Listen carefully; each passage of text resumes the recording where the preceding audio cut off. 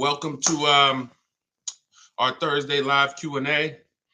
Come on in, tag somebody you care about, because we're about to talk some serious money. As you come in, type $signs if you are committed to your money, if you are committed to saving money, if you are committed to protecting your money. Come on in. Hey, Jay, I see you. Good to see you. Let's make sure we got what we need on Instagram. Hold on. We're going to get started in about 60 seconds.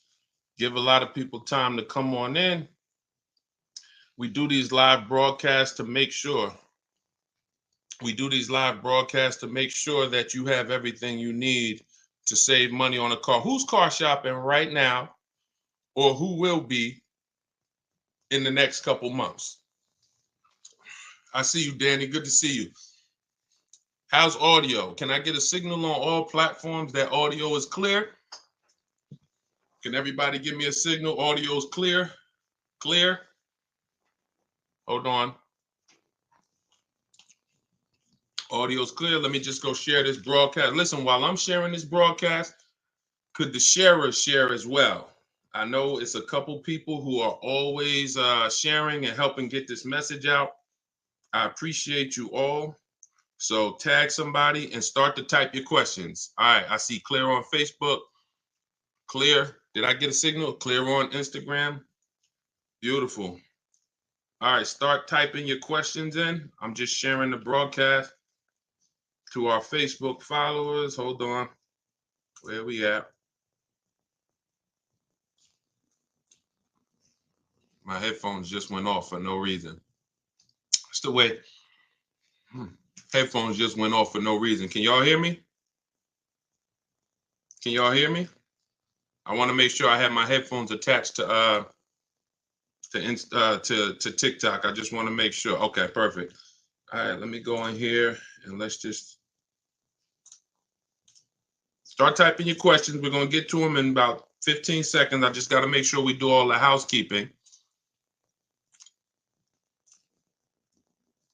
This live segment is sponsored by my new book. It's a digital book. It's called Car Shopping for People That Hate Car Shopping. 7 Steps to Saving Time, Money, and Avoiding Dealerships. So while we are here for the next 30 minutes, you'll be able to get it for 75% off. We're already rated 5 stars on Goodreads. Well, 4.94 stars to be exact. But we've been able to do very well on Goodreads. Thank you to everybody who has reviewed it. Now, you'll be able to get a copy for the next 30 minutes at 75% off. It's normally $97. But while we're on the broadcast, the next 30 minutes, you can get you a copy. So while we're getting things set up to get started, you want to click my TikTok bio and grab your copy. You want to click the Instagram bio. There's a website in my bio. Or you could go to deshonsbook.com or scan the QR code. Get your copy, because sometimes people miss the countdown and the price goes back to 75, goes back up to $97. Hold on, Instagram. Hold on. I'm trying to tag. Hold on. We got to do what we do. Let's get the tech right. Oh, let me put on Do Not Disturb. Hold on. All right, here we go. Bang. All right. Do Not Disturb. Okay, let's get to it now. Let me get back. Okay, let's get to it. Book is amazing and quite insightful. Thank you, Dr. Cherry. I appreciate that. I appreciate that a lot. Okay, let's get these questions going. We'll be taking questions from all 4 platforms, and I'll just be rotating them all throughout the show. All right. Should I buy a new S-Class 2024 Rolls Royce? That's a matter of personal preference. If you're not keeping it 8 years, then you're going to lose thousands of dollars buying it. You should be shopping for an aggressive lease. What do car rebates mean? Skylar, good question. Skylar on TikTok asked, what are car rebates? Rebates are when a manufacturer wants to incentivize you to buy a new car. They're not on used cars. So if you're leasing or if you're purchasing a new car, some cars have rebates, some don't. Bad thing about the rebates is they're in the control of the dealer. So you won't really see you won't see all the rebates advertised. You won't know if their car has rebates. You can't ask Because sometimes they'll tell you, sometimes they'll tell you some. The only way to reveal the rebates is to get multiple offers. When you start getting multiple offers, you'll see the rebates because your best offer, whoever beats it, whoever wins the bid, that best offer is going to have any applicable rebates. Okay, so you don't just want, and listen, rebates are different than the dealer discount. Discount comes from the dealer. Rebates come from the manufacturer that they give to the dealer to pass along to the customer. Except every dealer doesn't pass them along to the customer. All right, let's go. Instagram, how we look. The best thing to do is, here's how you do it. When you like type your question, but don't send it until you see me answer. When I'm finishing a question, as soon as I finish it, then you send it, because then I'll be able to send it. Then I'll be able to see it. All right. All right, I see a lot of people on Instagram. Type your questions. My car was totaled and hold on, let me make the screen bigger here. Listen to this, man. I saved almost $200 a month on my lease. I love to hear that. Congratulations, Mr. Graw. I have a 590 credit score, but my pre-approval said that I have to put down 25 to 3,000. How can I not put down payment down? Hey, you might not be able to. You got to realize that, I would shop another lender. Try Lend Buzz, new company, startup. The reviews are good. Lend, Lend, Buzz. If you have, you try them. You got to realize any one of you could get a car with no down payment, but there's two people who can't. And that's if you have too much negative equity.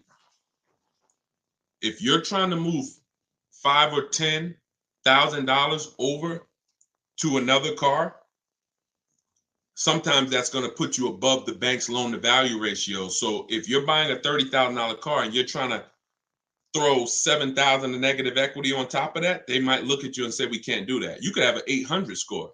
We can't do that because the loan to value ratios are too high. The bank's not going to lend $40,000 on a $30,000 car, because let's really break down real quick what a no money down deal is. That means you're financing the price of the car, the taxes, and the fees. So let's say you purchase a $30,000 car, taxes are $2,500. You got another, $700, $1,000 in fees, documentation fee, and your motor vehicle fees. That puts you about 33 right there. So to finance, you can finance 33. That's under the loan to value. The bank will lend 33,000 on a car that's worth 30. Problem is, when you try to do that and then you want to slap $7,000 of negative equity on there, what you're asking the bank to do is lend 40 on a car that's worth 30. They're not going to do it. Doesn't matter what your credit is. So those are the only situations where you can't do these no money down deals. You have too much negative equity, or your lender won't do it because of the credit. Work on your credit. Follow Shonda Martin. Take your credit seriously. It's costing you. And, everybody hits a bump in the road, but the key is don't stay there. Follow somebody like Shonda Martin, learn what she teaches, fix the credit, get yourself up to like a 660, 670, 680. That'll get you out of the manipulation zone. All right. Let's see. Facebook. So does your credit score matter at all? Absolutely. Absolutely, it does. If your credit score is around 730, is this a good candidate for a good lease deal? Definitely. 730, you qualify for most tier ones. 680, 690, you qualify for most tier ones. You don't have to have a 900 credit score to lease. I got to figure out, I want y'all to inbox me, and I want y'all to tell me what we could do for the people who share the broadcast and support the broadcast. Because I've been thinking about this. If y'all have any ideas, I might do a priority Q&A. I just have to, because here's the thing, y'all. I reward those that help me. I reward those. I love the people that get the book. That's the biggest thing, because I want you to learn these strategies. My book is called Car Shopping for People That Hate Car Shopping. 7 Steps to Saving Time, Money, and Avoiding Dealerships. It's a 7-step process. Doesn't matter whether you're leasing, buying, and it's a digital book. So you get your copy at 75% off. It'll be in your inbox in literally 2 minutes, and you'll have everything I teach. But inbox me some ideas of something we could do for our community of people who share. I want to reward the people who share the broadcast and who tag friends. All right. Hello. I'll be doing a purchase order through my credit union. How do I get the best price on a Mercedes? Multiple offers. Multiple offers. It's the only way to get the best price. You need to get at least 5 offers. Anyone who's learned from me knows that you need 5 offers to reveal the best deal, because 80% of dealers are overpriced. I know it sounds crazy, but I've been working with people around the country since 2021, shopping for cars. They post their offers. I look at their offers. We have a group, and we have seen that that's the numbers. 80% of dealers are overpriced. That's it. So in order for you to reveal the best deal, you must shop multiple offers. Oh, why is my camera fuzzy? Hold on. Wipe my lens off, see if that clears us up. All right, let's go, y'all. Keep the questions coming. This is YouTube.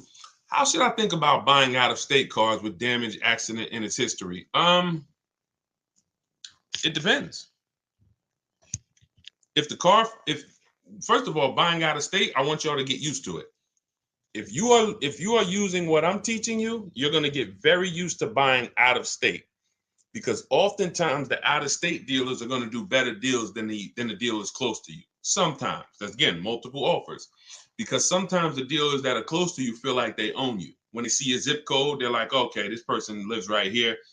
When you buy out of state, what you're doing is you are actually giving a dealer who never would have had a shot to earn your business, you're giving them a shot. And sometimes they respect that shot, they appreciate it, and they'll make it their mission to beat all their competition. So I want you to get familiar with buying out of state. Now, when it comes to buying used cars, here's what you're doing. Same process. Remember this. We screen cars down like this. Title history first. You can identify a good used car. First of all, look at pictures. You see a bunch of damage, that's the first screen. Then we're going to dive deep. We're going to look at the title. Deshone, how do we get the title, you might be asking? Okay, this is how you're going to get the title. History, Carfax, not auto check, because auto check is not going to show you what we need, which is service records. You must see service records. There's no indicator that can replace service records. I don't care. If there's no service records on that used car, consistent, I'm not buying the car. I wouldn't recommend you buy the car, because if you miss 15 to 20,000 miles of service, you could seriously have done damage to the car. So first thing is, we need the Carfax. How are we going to get it? I have a secret strategy that I teach that you only hear from me. I'm going to give it to you now. When you're shopping on these marketplaces, we shop on all of them. We use 8 marketplaces. Cars.com, Car Gurus, Auto Trader, Carfax.com, Driveway, eBay Motors will check, Carvana, and CarMax. See, because even though I know 70, 80%, 90% of the time CarMax and Carvana is overpriced, it's not 100% of the time. So it's like I compare CarMax to Best Buy. Most of the time I'm going to get something, we're going to get it from Amazon, we're going to get it from Walmart.com. Very rarely is Best Buy going to be the best deal on something, but every now and then Best Buy is the best. So if you're not checking them, you're leaving money on the table. So we open up those marketplaces. You're not going to see, sometimes you'll see Carfax included, and sometimes you'll see purchase a Carfax.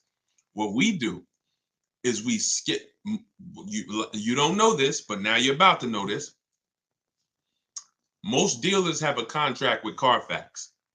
So on their website is the Carfax, not on the marketplace that they're paying to advertise the car. It's on their website. So what we're going to do is we're going to hop off the marketplace, go to the dealer's website, and we're going to look to see if they have the Carfax there. Once we get it there, we can see the Carfax. We can see if it's a frame damage vehicle. We can see if it's a X rental, if it's a salvage title. That's the first indicator. Then we move to service records. Then we look at accident history.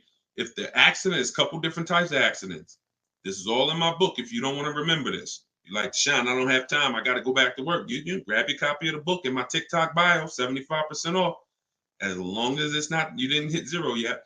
And in my Instagram bio, or go to DeshonesBook.com, scan the QR code. Anyway, get your book for 75% off. Be in your inbox in 2 minutes. So now we're scaling it down. And then once we look at the accident history, there's 3 different types. You're going to see something that says accident, but vehicle was drivable. That's a good sign. Because people could have a fender bender in Walmart. If the cops are called, it's going to be on the Carfax. Anything where the cops are called, it's on the Carfax. So what you have to be able to do is discern through wisdom and through understanding, is this a serious accident or was this a fender bender? If the vehicle was drivable, that means it left the scene of the accident drivable. If it says vehicle towed, red flag. I don't get those. If it says airbags deployed, red flag. I don't get those.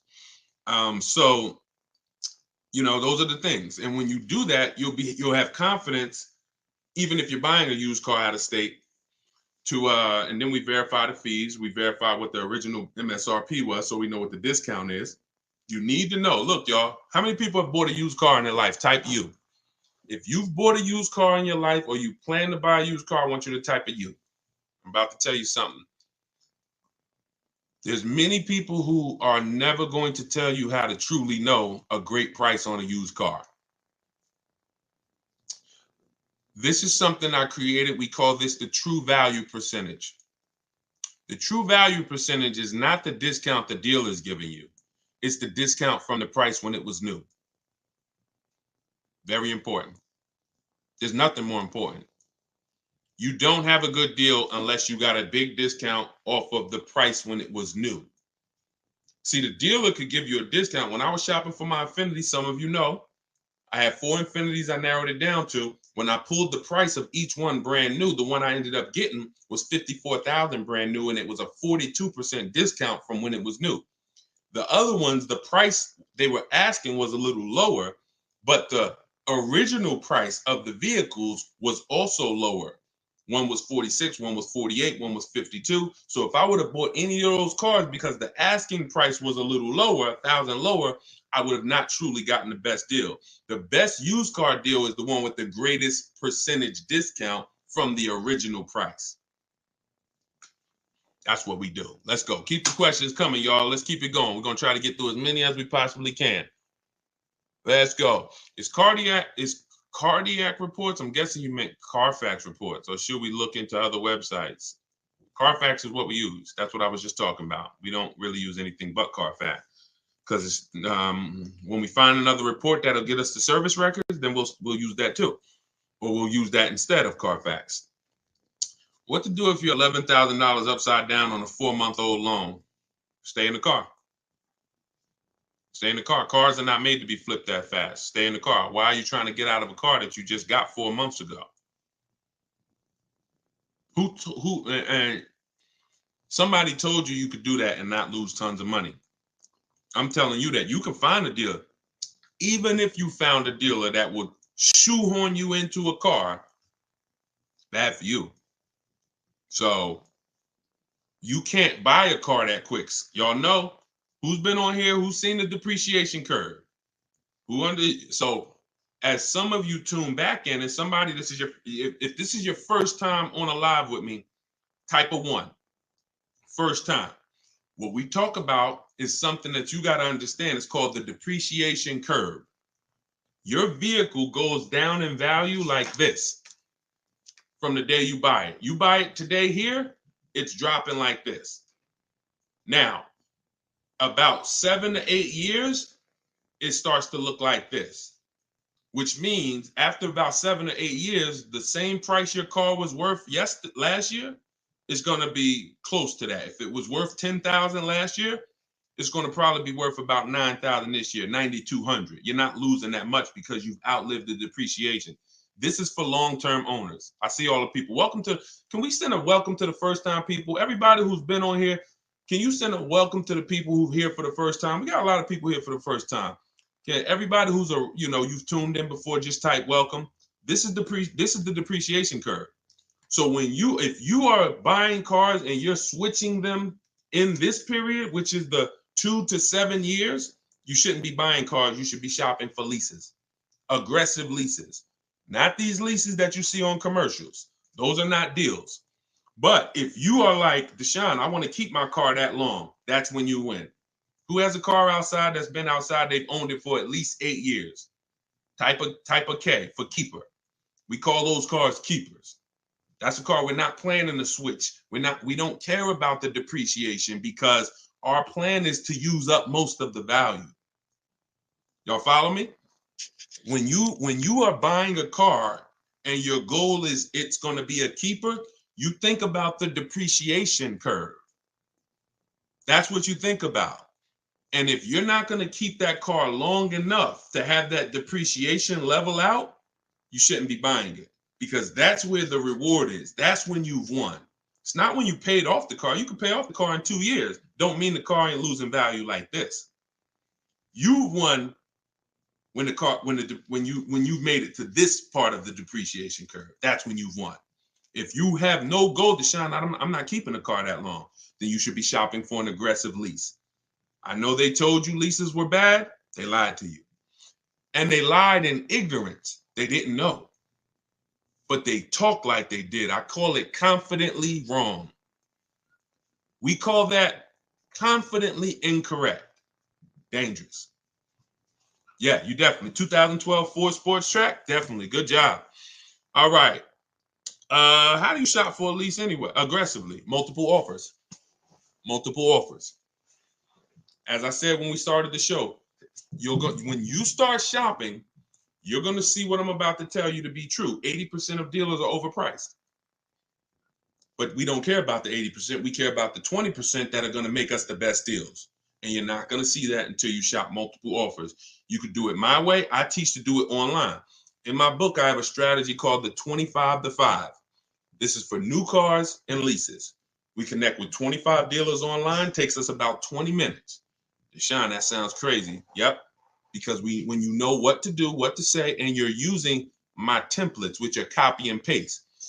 First template is my initial contact, when we tell the dealers what we want. Great. Another benefit of shopping 25 to 5, not just to get 5 offers. The goal of the 25 is to get 5 offers. We're shopping out of 25 dealers' inventories. So while I'm looking for a black Honda Accord, and I'm shopping out of 25 dealers' inventories, you're looking for a black Honda Accord, and you're going into one dealer. They might tell you, oh, we don't have that one. You go into another dealer, oh, we don't have it. We're touching 25 dealers. So we're shopping out of 25 inventories. Now, once you do that, that's my way. Using my scripts, everything is online. You're not talking, you're just copy and pasting. My scripts are in my book, Car Shopping for People That Hate Car Shopping. Digital book. Down. That's another reason it can't be print. There's so many reasons why I couldn't make it a print book. Can't update it, but that's another reason. I have my scripts in there. You open up the link, it opens a document, and you copy and paste. Now, a secondary way to do it's not as effective, but it's still better than the old way of shopping, is you're going to test drive your car. Once you decide what you want, you come home and you call sales managers. I'm called, hey, can I speak to the sales manager? And you're getting at least 5 offers. I wouldn't speak to a salesman, because all they're going to do is just put you through hoops, and it's going to be painful.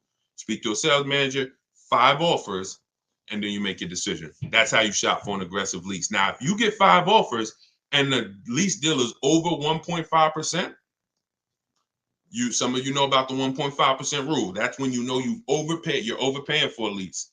That means it's a bad lease program. Couple vehicles out here have bad lease programs, and people are leasing them. You're overpaying. You're overpaying. You're paying too much for a car you're giving back. Do you ever visit car auctions? I don't. Let's go. Instagram. Can you still apply the 1.5% rule on a new build vehicle to lease? 1.5% rule is a rule that you need to keep in mind whether you lease a car you ordered or whether it's a car on the lot. 1.5% rule doesn't change.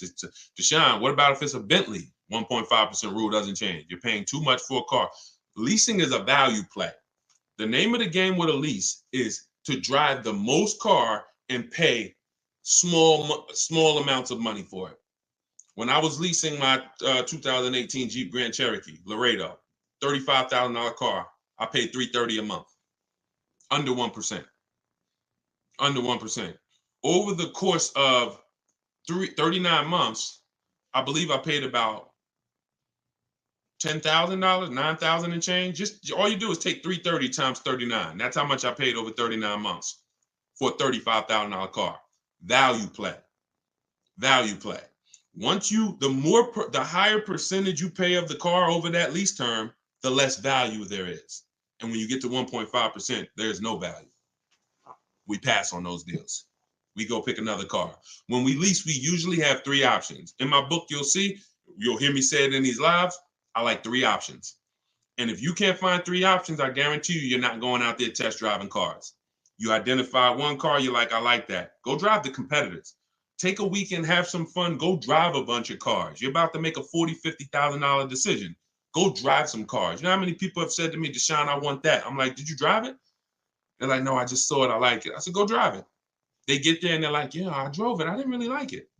Now think about if you would have bought that car. You'd have been like 3 months later, 6 months. How could I get out of it? So we do ourselves a disservice because we're not shopping. And I know why you don't shop is because you've been programmed to be nervous shopping. You do it what you do my way. Here's a rule you never break. Never talk numbers inside the dealership. If you remember that rule, you can test drive and be out of there in 20 minutes, never feel pressure. And then you come home and you make your deals from home. Yeah, we're taking questions from we on 4 platforms. Yeah, confidently incorrect. You like that, right? When you see somebody, that's what I call them. Speak with bold. Never lease a car. Leasing is the most expensive way to own a car. Confidently incorrect. Dangerous combination. Dangerous to yourself and others. All right, let's see. I got pre-qualified for a loan with Carvana. We don't use Carvana pre-approvals. Listen, this is a great question. It wasn't a question. It was just something somebody typed. Remember this term, y'all. Restricted pre-approvals. What are restricted pre-approvals?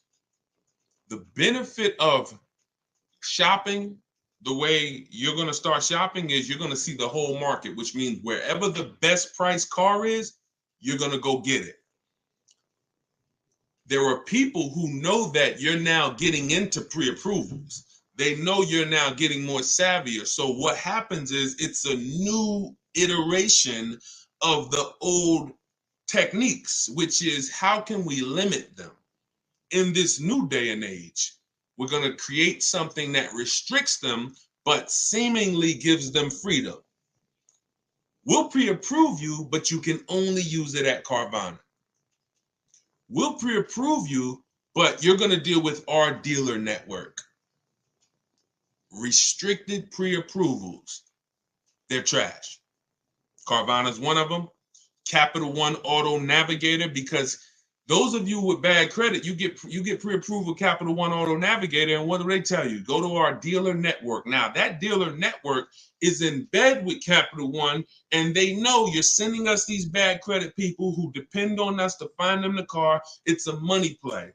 It's not a play of, oh, let's find them the best car for the money. Let's find them a car with the biggest discount. It's like, hey, send them to us, and it's a conveyor belt. Send them to us. We'll send them out in a car. That car is not going to be the best price car in the market. So any pre-approval that restricts where you can buy is garbage.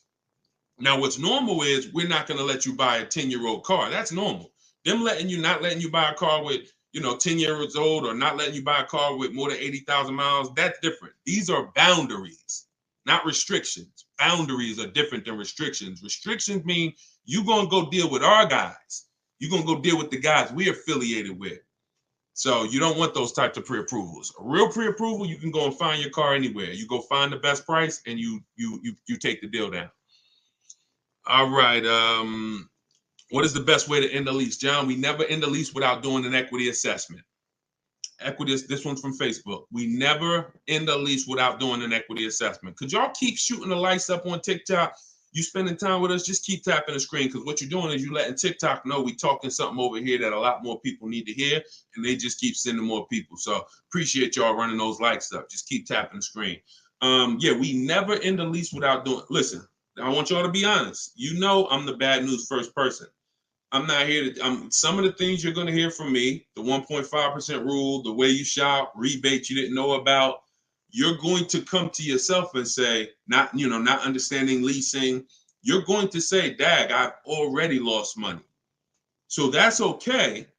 So, but it's my job to share not just the new strategies, but the bad news, so you stop doing that. Who's returned a lease, just dropped it off at the dealership before? Like, type me if you've dropped the lease off and just, either left it with them, or you just, you got a new lease from them and just dropped the old one off. Okay, a lot of people. So I'm telling you that you can never return a lease again. First of all, from 2020 to 2022, into the pandemic, we had people selling leases. I sold my Jeep, that same Jeep Grand Cherokee lease I was telling you all about. I sold it and I made $10,200. Now, during that time, prices on cars were up $7,000 to $15,000. 12 to 15 were like the trucks. If you had a truck, a pickup truck or SUV, they were worth like 12 to 15 grand more than the normal price. Cars were worth 7 to 10 grand more. So it made resale values high. Whenever a car's resale value is high, you got a high likelihood of making money selling it at the end of the lease. But you can never return a lease without doing an equity assessment again. And here's how you do it. This is step 2 in my process. In my book, it's called Car Shopping for People That Hate Car Shopping, 7 Steps to Saving Time, Money, and Avoiding Dealerships. It's step by step. Step 1 is you need to know whether you're leasing or purchasing, because that's the foundation. Step 2 is the car you have, we have to see what position. Is there any money in it? Is there any equity in it? Or is there negative equity? You can't have negative equity in a lease, but if you have a loan, you could have negative equity. So here's how you do it. You need to call the bank, see how much you owe. That's called a payoff. Don't look at your contract. Don't say, Deshone, I look on my paperwork, the residual value says this. No, you need to see how much you need a payoff, because the residual value is not going to include any payments, anything. You need a payoff. If you're going to call, you're going to ask for your payoff. If you have a lease, you're going to ask another question. Do I have a third-party restriction? There's 3 types of there's 3 types of equity assessments. One is for cash, for people who have paid off cars. If you have a paid off car or a loan, that's one equity assessment. If you have a lease, that's the second equity assessment. If you have a lease with a third party restriction, that's the third. So what you're doing is, once you get that payoff, you're now going to go to the online car buyers and you're going to get your bids. If you're new here, everything we do is a bid. That's how we save all the money we save. We're going to save more money bidding than you'll ever try to get negotiating. So when we go to the bid, we're going to CarMax, we're going to Carvana, we're going to Driveway, we're going to AutoNation, Buy My Car, Kelly's Blue Book, Instant Cash Offer, Car Gurus, Sell My Car. 6 offers. That's 6 offers. Once, if you are in the first 2 groups, you own your car, or it's paid off, you can sell to the highest bidder, no problem. If you have a lease with no third-party restriction, Toyota, Chase, no third-party restriction, you can sell to the highest bidder, no problem. If you have a lease with a third-party restriction, that doesn't mean you can't sell. It restricts who you can sell to. So you now are going to take those offers from all those bidders, and you're going to call a used car manager of the same brand. The third-party restriction means you must sell to a dealer of the same brand. Now, some of you may have saw people who were doing things, and maybe you did it. I don't recommend it. You buy the car first. This is for you with a third-party restriction, because you saw, oh, Carvana wants to pay. You buy the car and then you resell it. We don't do that, because when you buy the car, you pay taxes, you pay fees. That comes out of your profit. When you sell direct to a used car manager and we get at least 3 to 5 offers, it's always a bid, because some used car managers will pay less. Some people will pay more if they really want the car, and you sell to them, and you're able to avoid the fees. You're able to avoid paying taxes, and you get your equity. That's the equity assessment. Now, not every car has equity. I don't want you thinking, oh, I automatically have equity. But you should never, and I would never, and anyone who listens to me, you will never return your lease without doing an equity assessment. That's why, and for those of you who don't have a lease, when you do your equity assessment, here's what you're eliminating: a word that I never want you to use again, the word trade. We don't trade, we get bids for everything. Because when you trade, you're not getting the maximum value for your car. You're not getting it. You don't get the maximum value when you trade anything. you take a little less because you want whatever they're selling. So hey, I want that bike. Yeah, I give you my lawnmower. You give me the bike. It's because you really want the lawnmower. It's not because you're trying to get the most money for the bike. So we don't trade.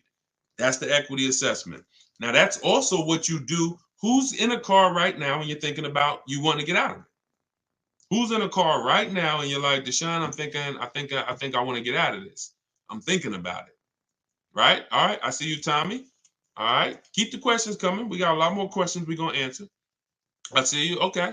All of you who are typing me, I see you, Ty. Okay. Blue faces. I see you. So you got to understand the first thing you do once you decide whether you're keeping your car 8 years and you're going to purchase, or less than 8 years you're going to lease, the next step is equity assessment. Because your equity assessment is going to tell you if the car you're in, can you make money on it? Do you have money, which means I could get out, I'm in a good position, or are you in a negative equity position, which means that's going to slow down or that's going to affect the way I could get out of this car. So the equity assessment's always first. All right, let's go. Keep them coming. All right, Ty said, how can a new car allowance help when you have negative equity on a vehicle you want to trade in? When you say a new car allowance, what do you mean by that? I don't understand what you mean by that. How can a new car allowance help? I need to ask you a question offline. I don't do DMs. This is it. We got 2 million followers. God bless you, but I don't do one-on-ones. I don't do DMs. I work with groups. I help massive amounts of people, thank God, get to their goals. Your situation is not unique. It's not unique. I've been doing this since 2006. I've been teaching people and helping hundreds of people buy cars since 2020. You may think your situation is unique. There's probably 100 other people on this broadcast in the exact same situation. So it's no need it's no need. It's no need. One-on-ones are not necessary. If they were, then I would be doing them and I figure out a way to build a team to do them, but they're not necessary at all. Best way to bargain for a low price on a new lease, multiple offers. You missed it. Anyone who wants to see the replay goes up on Facebook. It goes up on YouTube as soon as we end the broadcast. But we did talk about multiple offers. Everything we do is a bid. Oh, y'all killing it. All right. I see the likes flying up on TikTok. Appreciate y'all. Keep tapping the screen. Shout out to the sharers. Everything you do, when you say, Deshone, how do I get a great deal on the price of this car? You get multiple offers. That's always the answer. You're going to save more money getting multiple offers than you'll ever save doing one-on-one with a dealership. Ever. That's how we're able to say it. Like, look at Charles. So Charles just leased a Palisade. Now, one thing about Charles is, I'm showing it on the screen too. So again, if y'all, if you're watching the rebroadcast, you can see it, or depending on what platform you're on, you can see it. He picked up a Palisade. The Hyundai Palisade is probably top 10 most popular SUVs, especially all through the pandemic. People were paying. Some of you might have one. You might be like, Deshone, I could be honest with you. I got that vehicle, and I know those things people were asking $5,000 over sticker for these, $10,000 over sticker for these. He got a $48,000 one, and he's paying $597 a month. $597 a month. He said, I reached out to 35 Hyundai dealers. He did it my way, so he's at home. He's using what's in my book. For those of you who just jumped on, my book is called, it's my new book. It's called Car Shopping for People That Hate Car Shopping, 7 Steps of Saving Time, Money, and Avoiding Dealerships. For the next 30 minutes, you can get your copy at 75% off as part of our launch. Click that picture of me on TikTok. Click that website. Before the timer runs out, you can get it. It's normally $97. You can get it for $24. It'll be in your inbox in literally 2 minutes. Same thing with Instagram. Go to my Instagram bio, get your copy before the timer hits 0, and the price goes back up to $97. So what he did was he used the computer route. He said, I connected with 3,500 Hyundai dealers. I got 10 quotes back. The offers range from 1.23 to 1.6. What I always tell you, if you shop correctly, when you get multiple offers on a new car or a lease, you'll always see a $3,000 to $5,000 difference. And if you're shopping for a luxury car, it's the same way. You'll see a bigger difference. Some of you were on, I showed Kimberly's deal on her Maserati, where she saved 20 grand on her brand new Maserati. So he said, I'm a high mileage driver, so he's very price conscious. Made the decision, and look, 48,000, he's paying $597 a month. Now, what I always say to high mileage drivers is, once you shop your offers, you shop them with 12,000. And then once you identify the winning dealer, you adjust that mileage with that dealer. If you need 18,000 miles a year, if you need 20, you adjust it. Once you identify the winning dealer, you say, hey, please work the deal with me for 20,000, and you just pay for the additional mileage. And he's probably going to leave out of here with his additional high mileage at probably still under 700 a month. When people are driving this same car paying 900 a month, because a $48,000 car, some of you know, every $5,000 is $100 a month. So that's about $1,000 car payment for people who are buying a Hyundai Palisade before they put their money down. $1,000 car payment. He's paying $597. All right. Deshone, thanks for what you do. Appreciate you, Mopar. Thank you. I love this, man. I absolutely love. And you know what? I get excited about people who are excited about their money. That's what I get excited about. People who care about their money, who are going to show up, people who are I connect with people who are into financial literacy, who are about saving money, who are about learning new techniques, new ways to do things. People who are out there shopping like this is 1990. What results do you expect to get? So, all right, let me put the banner back up. For those of you who want the book, you can scan that QR code, and let's keep the questions rolling. Let's go. Let's go. I'm trying to get through. I'm rotating through all the platforms. So when y'all hear me ask a question, as soon as I finish answering it, post your question so it'll pop up so I can see it. Would you purchase a car older than 10 years? Only if I'm paying cash for it. I have something in the book called The Rule of 72 and the 10th Birthday. Some of you may have seen the videos. The video on the Rule of 72 and the 10th birthday means we never take a loan over 72 months. It's a 6-year loan. You're asking for a lot of risk. You're going, a 7 or 8 year loan, that's like a 40-year mortgage. A 96-month loan, that's like a 50-year mortgage. We won't go more than 72, but we also have to have the car paid off by the 10th birthday. That's why it's called the Rule of 72 and the 10th birthday. So they work together. I'm not going to take a loan over 6 years, because if coincidentally, when I see people who have problems with cars, the car is usually older than 10 years. When I see people who can handle those problems, cars usually paid off. When I see people in danger of losing those cars, car usually has a loan on it. So if you still have a loan on the car and it's older than 10 years, you've asked for trouble. So whenever you're doing your loan, you take the age of the car, and you add it to how many years the loan is, and it shouldn't go past 10. So if you're looking at a 5-year-old car, you could do a 5-year loan. If you're looking at a 4-year-old car, you could do a 6-year loan. If you're looking at a 3-year-old car, you could do a 6-year loan, not a 7, because we don't go past 6. 72 is the longest loan we'll take. Now, if you're looking at a 6-year-old car, 4-year loan. If you're looking at a 7-year-old car, 3-year loan.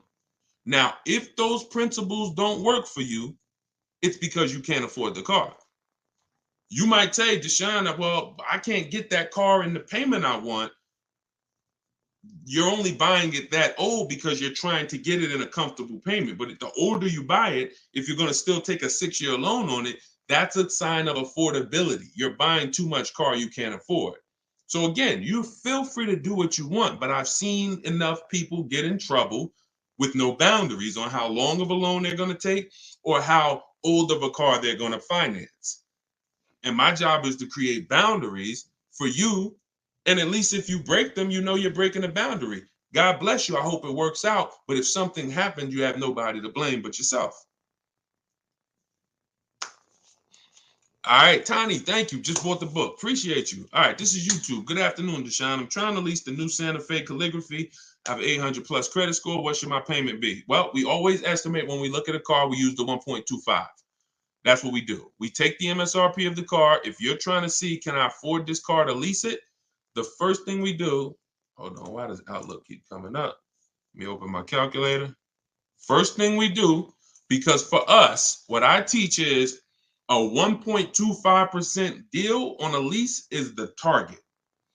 If the lease program is not as aggressive, then as long as I can get under 1.5, I'm still getting a really good deal. If it's under 1.25 when I get all my bids, it's because it's a really good lease program. And if it's under 1% when I get my bids, it's a great lease. We call that a steal. That ain't even a good deal. That's a steal, under 1%. The 1% lease rule has been around for decades. So what we do is if we look at the MSRP of the car, we want 48,000. Multiply that by 0.0125. That'll give you 1.5%. That comes out to 600. So if 600 with no money down, this is when we shop our lease offers, we're always shopping them with no money down. That doesn't mean, Deshone, I want a $500 payment. Well, what you would do is when you find all your offers, if the best one is 600, you know it's under 1.5%. It's a good deal. You can put a little more money down to lower the payment. But what we're not going to do is say, I had somebody say to me, Deshone, I shopped a vehicle, and when the salesman gave me the quote back, he was the best offer. He beat all the other quotes. She said, I got 6 quotes or 7. He beat all the other offers, but he gave me the quote. It was a 1.3, but it was with 3,200 down. I said, that's not 1.3. I said, what is it with 0 down? First month's payment total out of pocket. She said, oh, it went up to like 1.6. Then it's 1.6. Then it's not, you can't, 1 point, that's like me saying, yo, I got a lease under 1%, but I put $5,000 down. No, you didn't. Whenever we're judging our leases, everything I'm going to teach y'all to do is to shop with 0 down and then have the option to put money down. Because if you could get a car at the price you want, comfortable budget, below your max, with no money down, that's what you do. But that's how we do. That's how I would start it out. If my goal was to look at a car and I'm like, man, should I be going after that? If 1.25% is not in your budget, then it's the wrong car. But what I would do is, let's say I had 2,000, I might say, all right, if I could get this car to 600, I might put a little down. There's nothing wrong with putting money down after you have a deal. Money down doesn't get you a deal. Money down is payment management. That's the purpose of money down. It's not to try to get a deal. I already have a deal, but I'm gonna put money down so I can lower my monthly payment to a more comfortable range. That's what is it. All this is in my book. My new digital book, Car Shopping for People That Hate Car Shopping. Look, and y'all don't have to worry about me holding back. It's in my videos on social media. Thank God y'all helped us get to over 2 million followers across all these platforms. I don't hold back. But some of you are like, Deshone, I want everything in one spot, step by step. That's the digital book. Go grab your copy. As long as the timer didn't hit 0 yet, you can get it for 75% off the normal $97 price. You can get it in my TikTok bio. Click that website. You can get it in my Instagram bio, click that website, or you can go to deshonsbook.com. I'm going to post it again here for you guys on Facebook and YouTube. All right, let's keep the questions coming. You can click that link there that says deshonsbook.com. Grab your copy before that timer hits 0. You got 30 minutes. Thank you, Tim. I appreciate you, man. He says Deshone is the man. Appreciate it. All right. Let's see. Will you touch on buying with bad credit? You got to find a lender. I recommended LendBuzz in my book. That's who I recommend. I'm not affiliated with them. You got to realize that if you have time, what you should be doing is fixing your credit. It's like a person who, like, there'll be people driving a car, and this is where I want to help you with mindset. A lot of this stuff, some of the stuff I'm talking about with y'all is mindset. You've been taught to think a certain way about cars, and that's because they make money keeping you thinking this way. If you have bad credit and you like, man, I think I want to get a new car soon, you should be working on your credit, because you are paying 20% more than a person with good credit. Like, they're killing people with bad credit because they're limiting your options. Now, what I tell you to do is, if you get approved with somebody like LendBuzz, then you can have a dealer see if they can beat your rate, because everything we do is a bid. I keep saying that. If LendBuzz approves you at a higher interest rate, after you find your best deal on a car, you find your car, we always give the dealer a chance to see if their 10 or 12 banks can beat what you got. That's called the bank bidding war, because interest, there's a lot of money in interest. You don't realize we're trained to look at the price of the car and try to get money off there, but we don't realize in your loan, that's why y'all think banks lend money and don't sell cars. There's money in the money business. So if you're not making banks compete, that's like you're eliminating a huge part of your transaction. If you could save 1 point on an interest rate and you're financing a $40,000 loan, that's probably $1,500. If you save 2 points, you're talking about almost $3,000. That's the money in your loan. So we shop. And if y'all use what I'm telling you, you're going to start making banks and credit unions bid. We do this after we get our car, though. And we don't let anybody access our credit with a hard pull until after we found our car, because that's when we can start the bank bidding war. The credit bureaus allow you to have multiple people run your credit within a short period of time. And when that period closes, it's going to weigh on your credit like one hard inquiry. One hard inquiry. So if one hard inquiry from one bank would have dropped your credit score 9 points, when that rate window closes and you had all these banks bidding, it's the same 9 points, except you had 20 banks and credit unions bidding, and you come away with guaranteeing your best rate. Which, what do we call that? Who was on here yesterday? I don't know, but what do we call when we can guarantee that nobody else could have beat the price? Starts with a P. And it's something that we get with other things when we buy other items. But when y'all do it like this, you're going to be able to get it with a car. Let's see if anybody knows from yesterday. We might have a bunch of new people on here, so I don't want to assume. It's called price assurance. Price assurance. Price assurance means you guarantee, not you hope, not you driving down with your new car and you saying, oh, you think we could have did better? You think I should have asked them? I should have asked them for like another $500. You don't have price assurance. Price assurance means I guarantee nobody could have beat this loan. I got the lowest interest rate. I guarantee nobody could have paid me more for my old car. I got the highest bid. I guarantee I couldn't have found this used car for nowhere else within 100, 200 miles because I saw all the options. Price assurance. When you use this, you're going to have it. When you use the bidding system, stop negotiating and start making people bid. All right, let's go. Jeff said, don't trade. Call the lender to find your payoff, then get offers from the sites that pay cash for cars to see how much negative equity you have. There you go. Way to go. Oh, see, all right, that's Jeff. That's YD. He's talking to Jeff. I guess you asked. See, that's what I like. When we start getting a community of people that know these principles so well that y'all can help other people coming into the community, that's when we really, really starting to penetrate this. So appreciate that. Appreciate that. All right, what's the lady's name you recommend on your first live today for? Her name is Shonda Martin. Shonda, she's on every platform, and her company is called Road. Her brand is Road to 750 Plus. That's who you spend your time with. Same way you see people when they're getting ready to buy a house. What do? You work on your credit. I got a goal, and I want to do it the right way. So you work on your credit, and when your credit is right, you say, all right, let me go get my house now. You do that with a car because here's the thing. You're going to buy more cars than houses. And if you can't qualify for a lease right now, but you're like, Deshone, I know I'm not keeping the car 8 years. Then you should be, and you're like, I can't qualify for a lease. Your mission should be to qualify for a lease. That should be the mission. Because once you get your first lease and you do it right and you structure it right and you get multiple offers and you drive off in that brand new car and you see what your monthly payment is, you're going to be like, man, I should have been doing this years ago. Why was I buying those cars?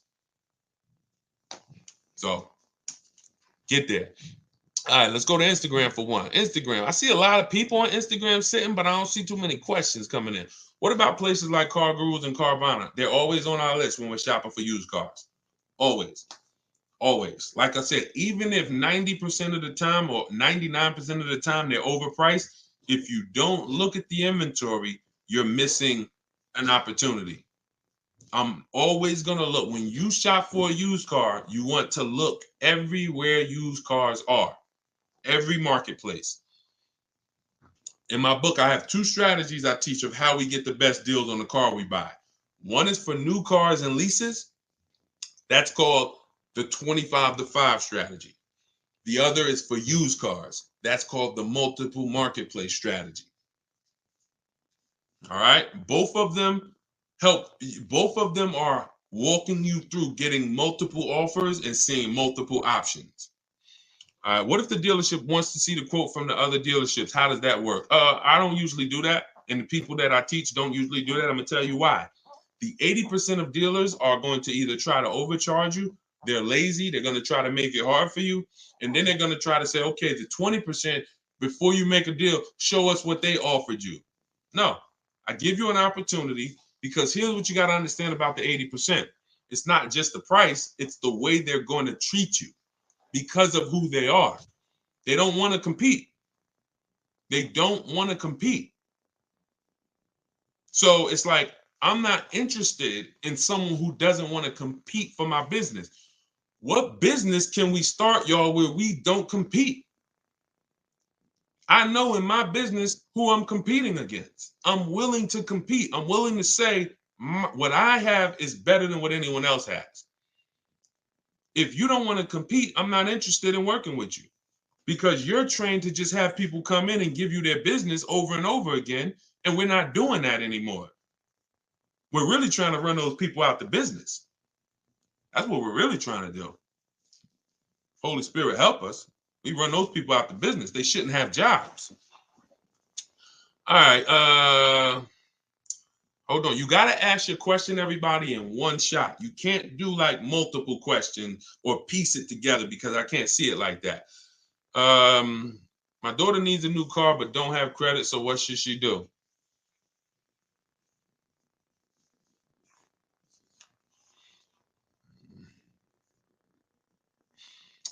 My daughter needs a new car but doesn't have credit. What should she do? Scrape together some cash and get her an inexpensive car. I needed a car. I didn't have credit. My first car was a $500 car. Transmission went out. She should be looking on Facebook Marketplace, saving up some money to try to get a car. Walking into a dealership like a lamb, coming in, oh, I have no credit, but I need a car, and you got sharks and wolves looking at you. Yeah, they'll put her in a car. But when you see those numbers, that car is going to follow her for years and years and years. So it's just like, look, y'all, I think, and we can hear this, that car buying has not been taken seriously. And that's what has caused the problems that we are trying to fix at this point. You don't take listen, there's no other transaction that has the magnitude, price wise, of a car that people don't take serious. Only cars. If I told you you could start a business, even if it's a business you wanted to start, but it's going to take you $5,000. How serious? On a scale from 1 to 10, 1 being I'm going to do it in a weekend, 10 being I'm going to take it extra serious. How serious are you going to take that? Just $5,000. You can start a business that you want to start. How much research you going to do? How much due diligence you going to do? How prepared are you going to try to be? Scale from 1 to 10. 1 being I'm gonna do it like I do, and 10 being, yo, I'm gonna take this joint serious. That's $5,000. I don't want to lose that. Most of you would say, right, almost 10. Cars, they programmed you. to think, oh no, this is a one. Don't take it serious. You don't need this. All of that extra stuff, having strategy and like understand, you don't need that. That's the problem. But what you got to ask yourself is, why did they teach us? Why did they program me to shop like that? Because it makes them a lot of money. You not taking car buying seriously? You thinking, man, I could come in, I could do this in 2 hours. You at the grocery store in 2 hours. You spent $250. You at the car dealership for 4 hours. You spent $40,000. So all I want you to do is slow down, have a strategy, plan, and make the right move. And if you care about your money, this is gonna make sense to you. If you care about your money and this is making sense to you, type $signs. If what I'm saying to you is making sense, type $signs. I appreciate it. Shout out to everybody sending gifts. I appreciate it. You're my favorite low-income streamer. I don't even know what that means, but I'll take it. I appreciate it. All right. Do you accept 1099A for purchase? Now, listen, y'all. Somebody just asked this question. I'm going to put it up on the screen. Appreciate it. I see a lot. All right. A lot of you getting value out of it. Check this out. First of all, before I answer this question, I'm going to put it up on the screen, and then because some things we got to call out. I need y'all to recognize them because they're viral. When we start talking about things that are viral, that have millions and millions and millions of views, we got to put those on the screen so that just the people on here could understand what's happening. Before I answer this question, those of you who just came on, this whole show is sponsored by my new book. It's a digital book. It's called Car Shopping for People That Hate Car Shopping: 7 Steps to Saving Time, Money, and Avoiding Dealerships. It's a 7-step process. It's step by step. And the way I have it, it's a digital book. So you are not reading something that doesn't apply to you. If you're going to buy your car and keep it long term, I'll walk you down a path. You're not reading about leasing. I don't want you having to read over leasing to get to the information about purchasing. So what it is, it's like if you remember Mario in the warp zone, you warp and it'll take you here. You get to a section in the book and I say, if you're keeping your car 8 years, click this link and it warps you to that section. If you're keeping your car less than 8 years, click this link. It warps you to that section. Another reason why I couldn't do a print book. So some of you who've been on here, I've talked about several reasons why I couldn't do print, but I want to update it. We use real-time websites. You use my scripts. If I wanted to change anything and I had 100,000 books out there in y'all hand that y'all were using, yeah, it'll work until something changes. And then I got to rewrite the book. All right, y'all. Then you'll be on a live with me a year from now. And I'm like, all right, so this changed. So now I got volume 2 of the book. Go get that. So with a digital book, we can update it and you can get your copy for the next 30 minutes for 75% off as part of our launch. But once the timer runs out, it goes back up to $97. So go to my TikTok bio, get your copy for 75% off. You'll see a website there in my bio. Click it and then hit that button that says get 75% off. And then the same thing in my Instagram bio. Click that website and then get your copy for 75% off. And if you're on Facebook or Instagram, click scan the QR code on the screen, or you can go to deshonsbook.com. All right, let's talk about this 1099A purchase. So as far as I understand, and I don't claim to understand everything about this, but here's what I think I understand. There's this particular thing that allows you to purchase cars somewhat free. Is that true, Sean Patrick? Is that true? I've heard that with a 1099A or something, you're able to like purchase cars and somewhat free. I've seen this, so I don't know if that's what he's talking about. But I've actually seen people that say you can go on with this 1099A and you can leave with a car. Why don't we see people that are doing this? Why don't we see this as a business strategy? Why don't we see people going in, getting these cars, not paying for them, and then selling them, making $10,000, $15,000, $20,000, $30,000 just as a business? Because if you ever gave me something where I could legally go in and get a product worth tens of thousands of dollars and I can get it for either half off or free, then I would be buying that. I would be doing it as much as I can, and I would just be reselling it, making all the profit on a secondary market. So because you don't see people doing this, I'm led to believe that it was just to go viral. Same thing with the down payments are illegal. Woman didn't know what she was talking about. She just decided to come on TikTok and say, you know, down payments are illegal. Ask about truth in lending. She sent millions of people, or at least hundreds of thousands of people in the dealership saying, hey, you know, down payments are illegal. Do y'all participate in truth in lending?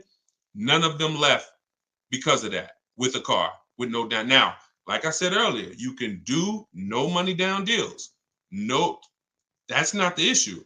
The issue is when you go in there and you're talking something that you don't understand, but a dealership is trained to make you think you want.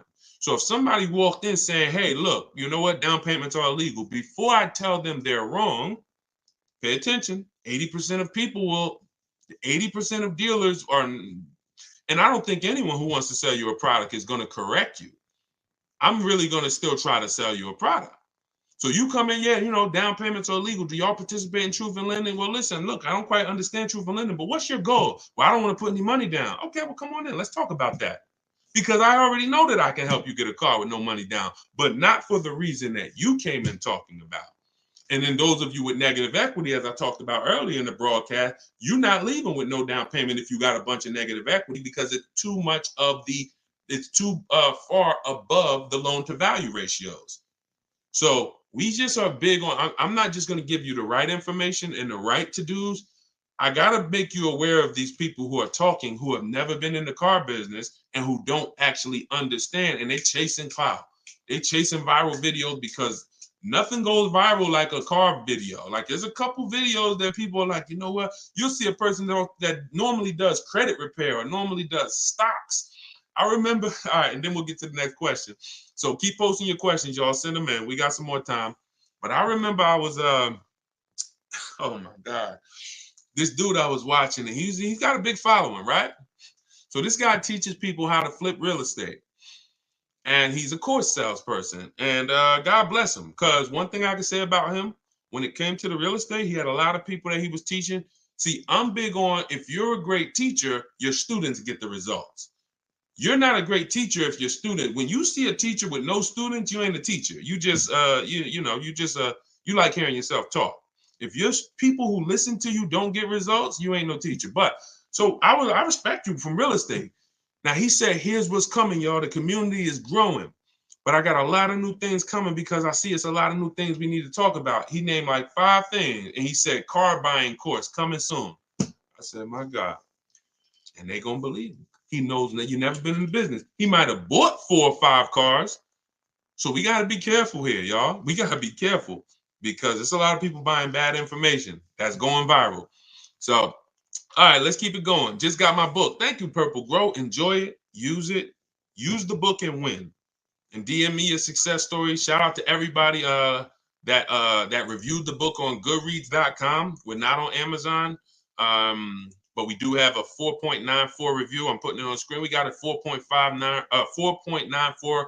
We got 31 ratings, 27 reviews. Thank you to everyone who's reviewed. And if you got value out of the book, if you loved it, when you get your deal, please go to Goodreads, go to Goodreads.com, tell us about it so that we can help more people find it. All right, let's keep it going. I need a Toyota Tacoma. Can you help me? I can teach you to help yourself. I don't fish for people. I teach you to fish.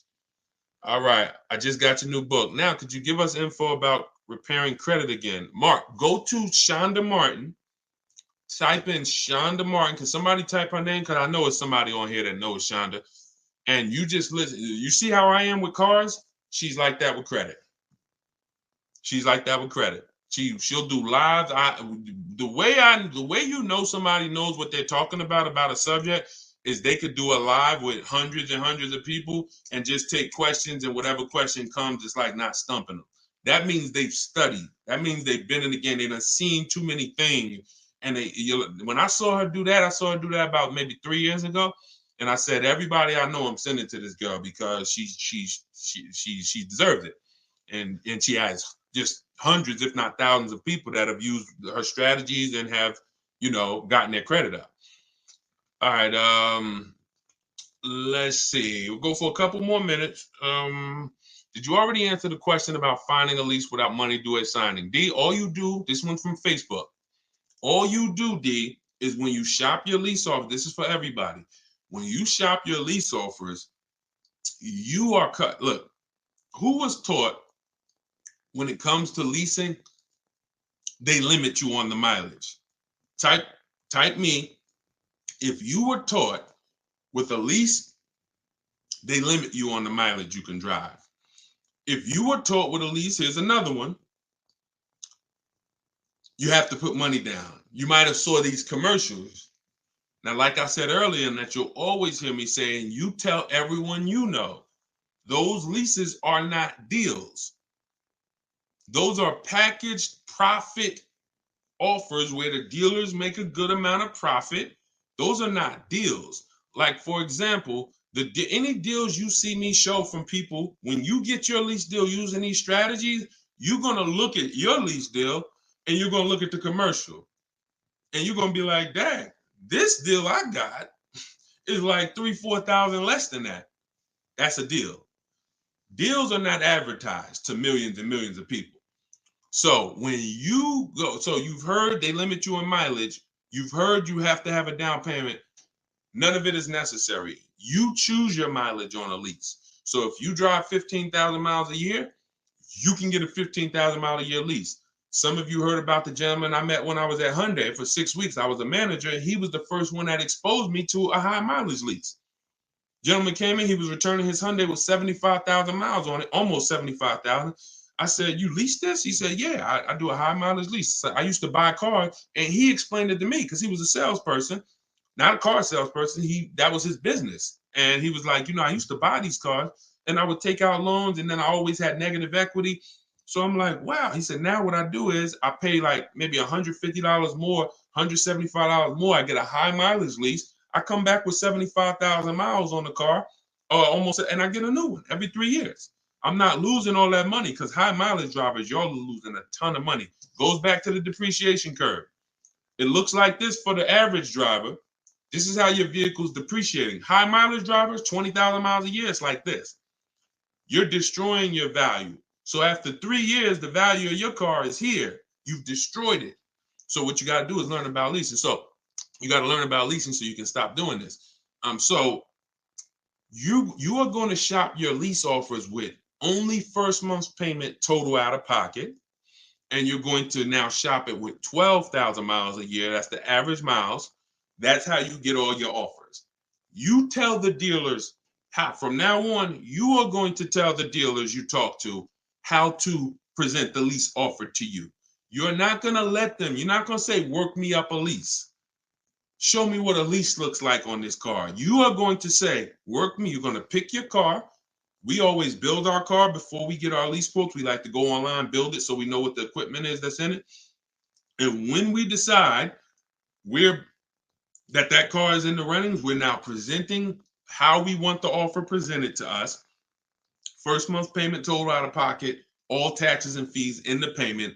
And then we're able to judge and see, is it 1%? Is it 1.25%? Is it over 1.5% when we get all those offers? So don't worry about down payment. What you were taught about down payment, then I have to have a down payment, throw that out the window. Throw that out the window. Can my young adult daughter lease with only 90 days on the job? She has great credit. It's a great question. There's no hard rule. There's no hard yes or no to this, y'all. Even with credit, it's very because it's more about profile.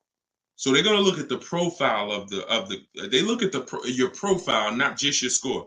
Profile has, like she just said, how long I've been on the job, part of the profile. How long we've been at the address, what our bills look like, how what our debt looks like. Or when they pull a credit, oh, she had a lot of revolving debt, a lot of credit card debt, even though she got a high credit score.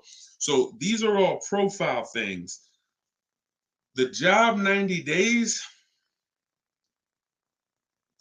that's going to be tough because it depends. Because listen, somebody can have a salary job. Somebody can have a letter from their job that says, hey, we've put them on a salary and they're going to make X amount per year.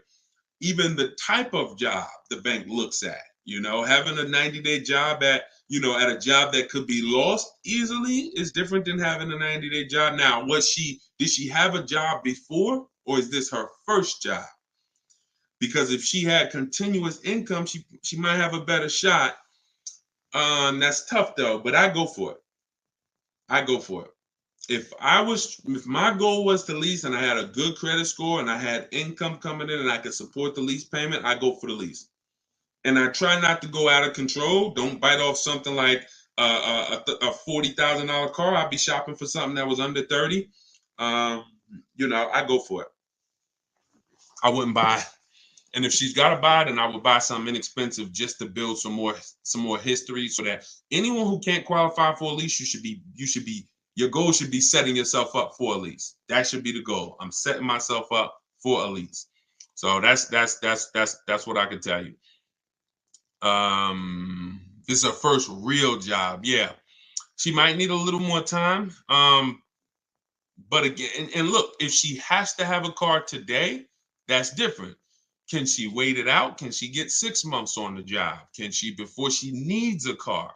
I go as long as possible. And again, if she doesn't need the car already, if she needs the car now, once again, I go for it. I would be shopping lease offers. I would look for something inexpensive where if I get a good deal on it, my lease payment's like three and change.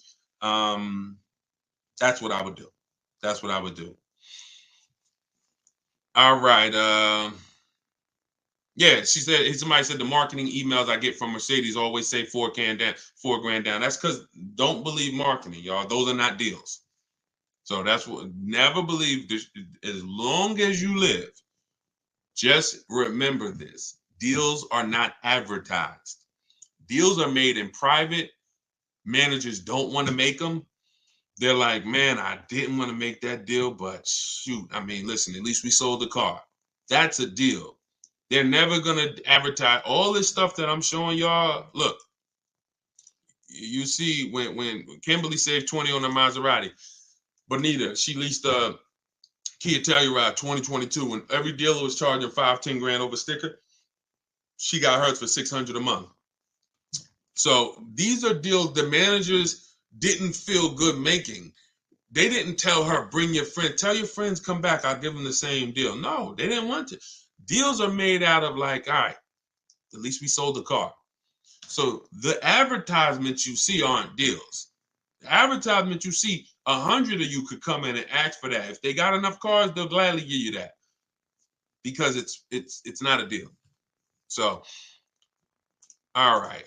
Okay, y'all. Listen, we went for about an hour and 20 minutes. Listen, you know what, we'll be back. I'm working on something. First of all, just so y'all know, in case you just jumped on, everything that I'm teaching you, you'll see it in my free videos all over social media. But one thing y'all are going to understand now is I'm talking, there's different strategies for different people.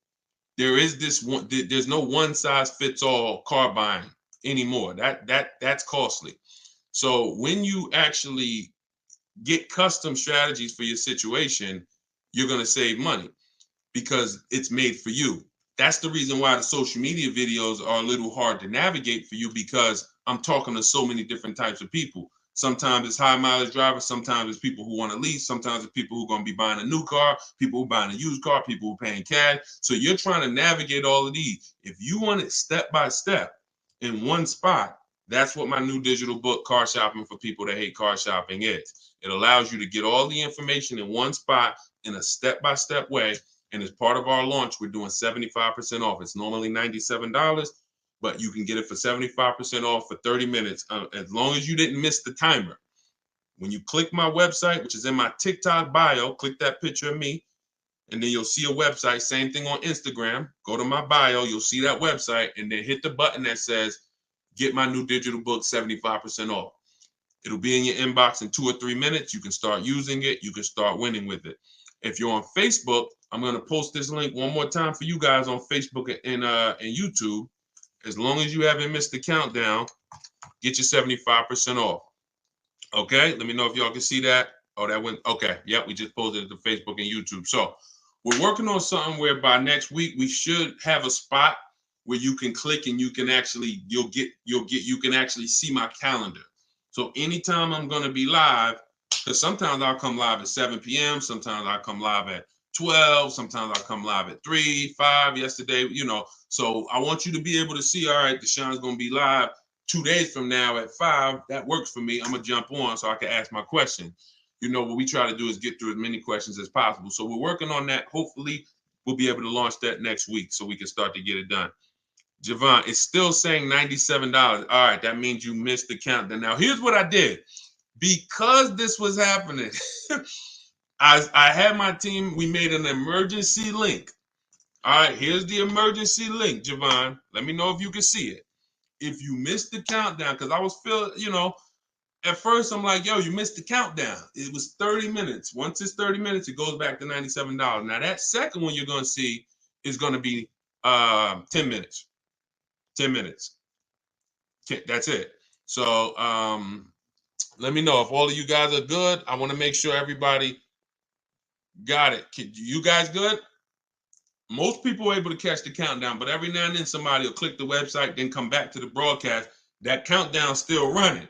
Then you're like, okay, let me go get my book, and it's at 0 and it's back $97. So Tommy said, can't wait to read it and save money. Thanks. I can't wait. I can't wait to hear your success story. So we will be back with more lives. I appreciate y'all. Continue to tell your friends when you run into somebody and they say, man, I'm gonna be shopping for a car soon. Invite them to our broadcast. Invite them here so that we can make sure that they're armed with the information they need to go out here and win. I want you mastering buying from home, shopping from home. No one can take advantage of you when you are at your house. We don't spend more than 30 minutes in the car dealership. When you read the intro of my book, some of you who got it, you're going to see in that intro, I say, you should not be spending more than 30 minutes in a dealership if you use what you're about to learn here. And I walk you through it step by step. It's not a book you read and then you go get your car. By the time you get to step 7, that's delivery. So you should not even be, you're not going to be reading step 7 where I'm congratulating you, getting ready for delivery, and you haven't gotten your car. So it's a step-by-step book where every single step you take gets you closer to the car. All right. Same name on YouTube. Yes, Deshone the Auto Advisor. Yep. All right, y'all. So I'm gonna jump off. Thank you so much, and I will see y'all in the next live. All right. God bless. Keep unlearning, keep relearning. All right. Take care.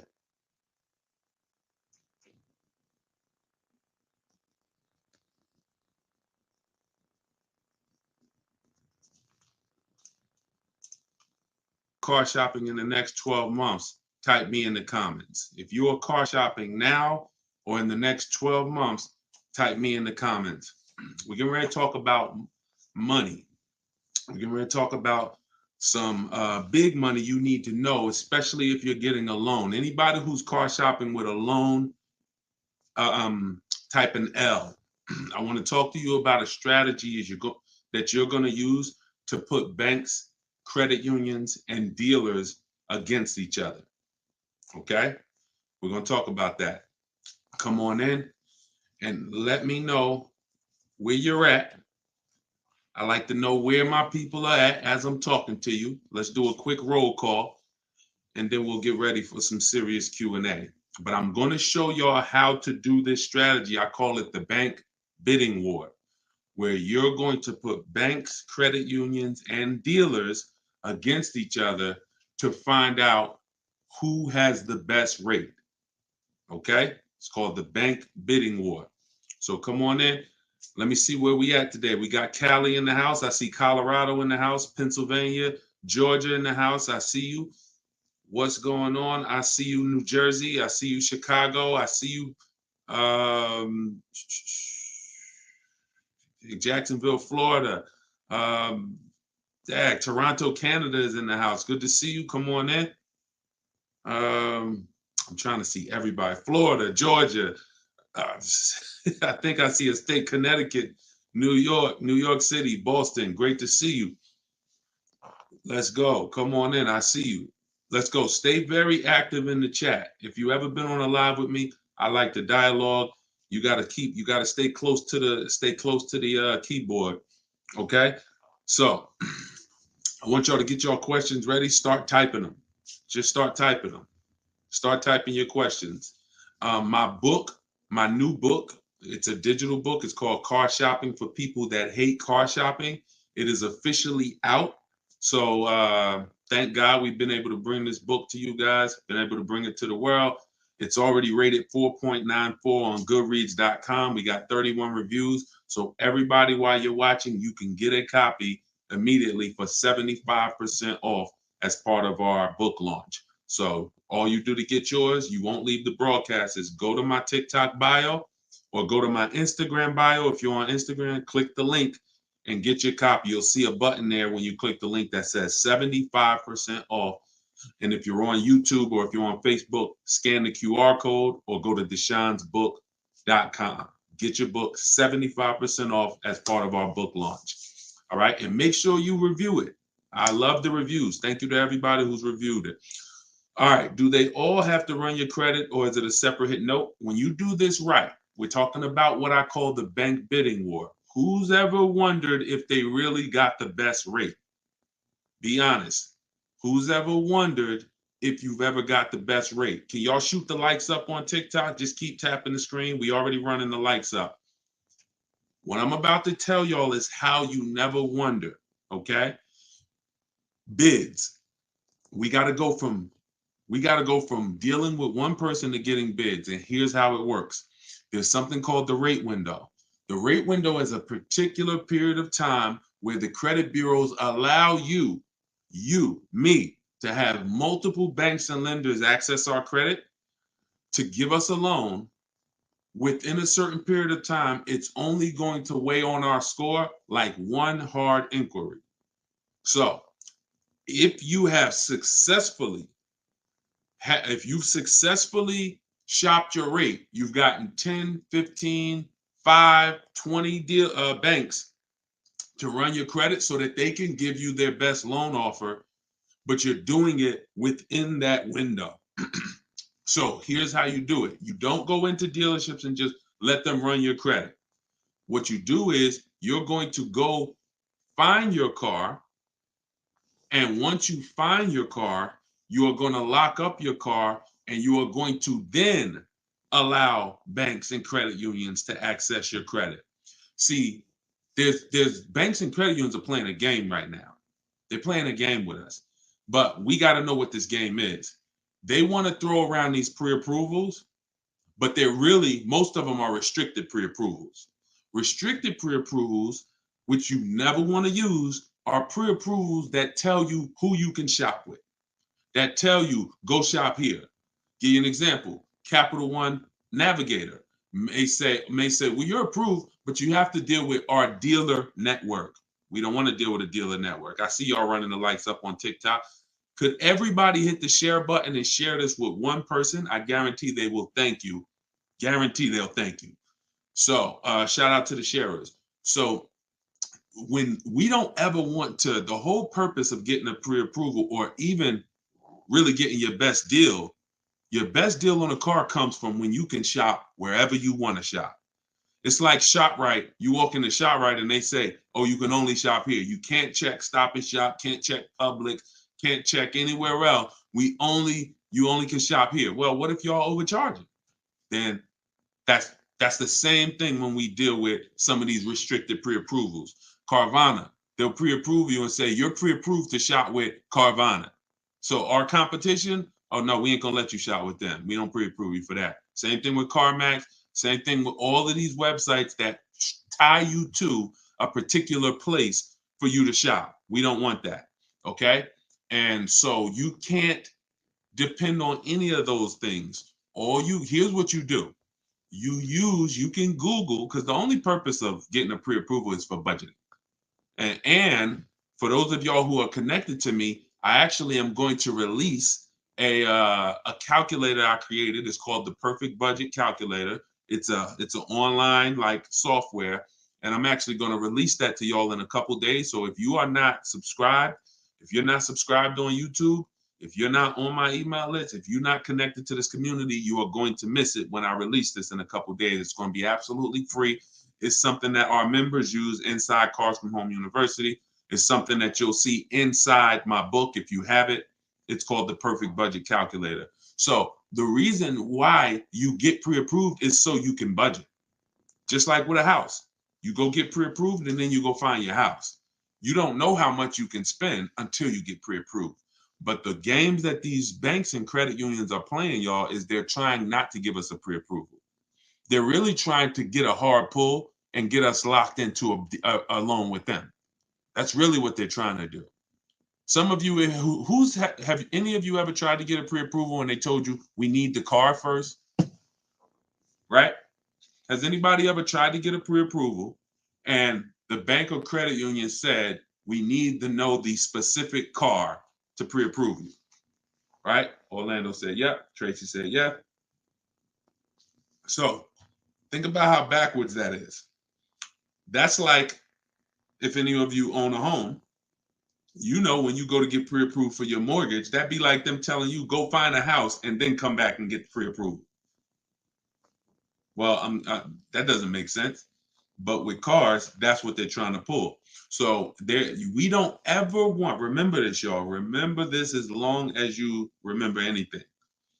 Never let someone access our credit until we've already found our car. See, if you stick to that rule, then you're never going to open up the rate window, because the minute you find your car, that's when we go into the shopping part. That's when you find your car, you lock up your best deal, you are bringing that paperwork home. That's called a buyer's order. You're going to bring that thing home and you're going to call your bank, call your credit union. You're going to go online, type in auto loans online. Lightstream is a company called Lightstream. It's Community Credit Union. Any of these people you can find online, it's game time. It is time for them to bid, and you'll already have your car, so there won't be anything stopping you. So you're going to let all the banks, credit unions that you know run your credit when you get home with your buyer's order, which means your car is already sitting there waiting at the dealership. This is very important, y'all. This is like baking a cake, but you don't put the frosting into the mix. You don't put the frosting in the cake mix. It comes at a certain state, at a certain step. The frosting is this step. If you do something in the wrong order, you mess it up. You must wait until after you get your deal. No one has touched your credit. I got my car. I'm going to take it home. I'll call y'all tomorrow, dealership, because I'm going to call my bank, my credit union, and I'm going to let some online, and I'm going to shop for my financing.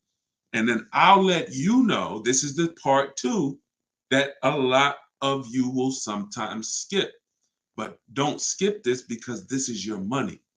After you get the deal, after you get your bank, your credit union, the online credit union's rate, now we are calling the dealership and we are saying to the finance manager, hey, Mr. Finance Manager, Mrs. Finance Manager, good news. So I got 6.29 from my bank, my credit union, from whoever gave it to you.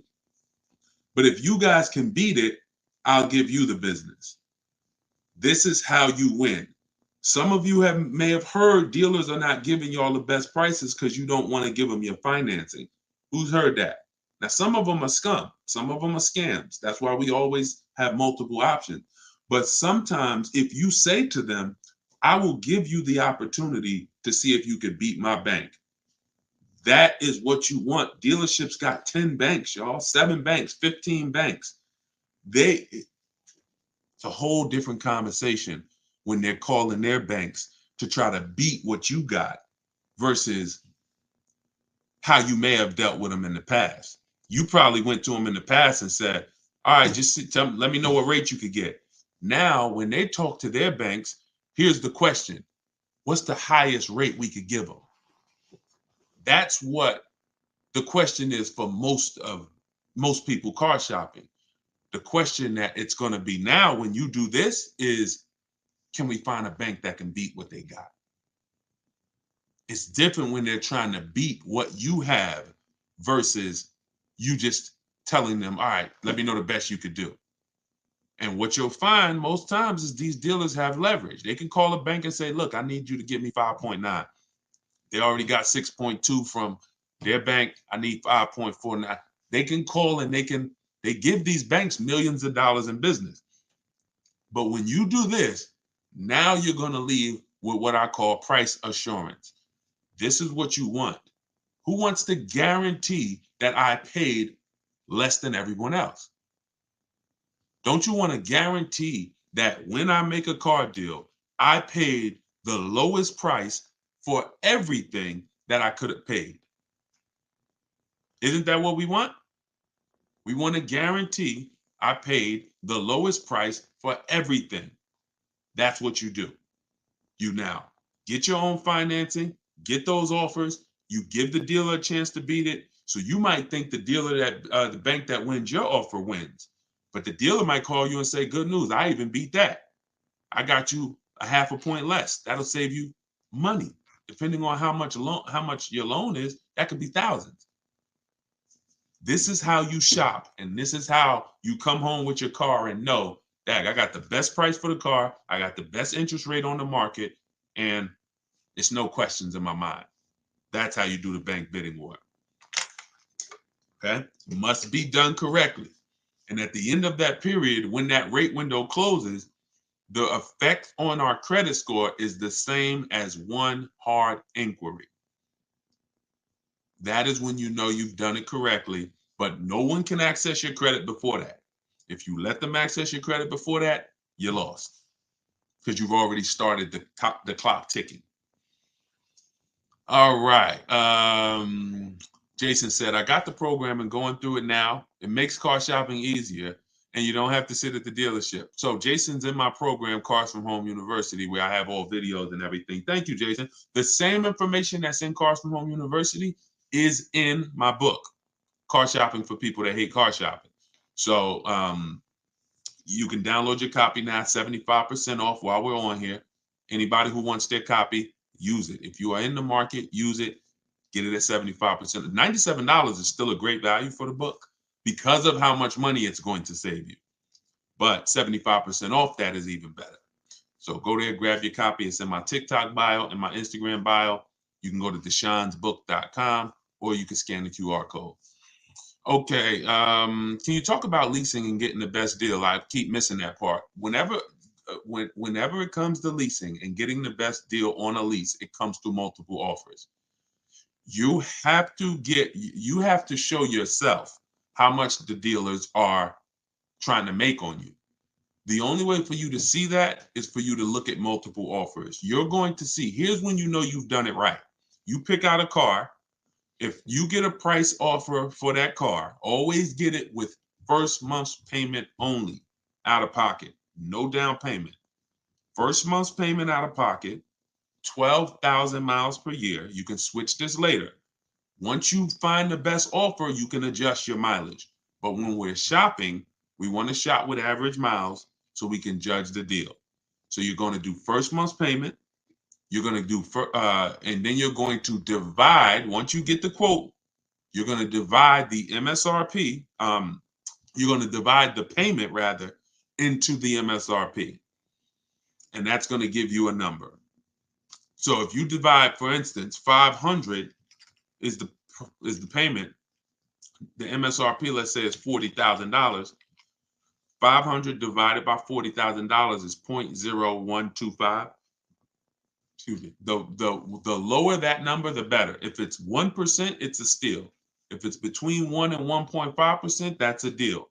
But you don't know what your deal is going to be. If it's over 1.5%, then it's just we don't lease those cars. We don't lease cars with bad lease programs.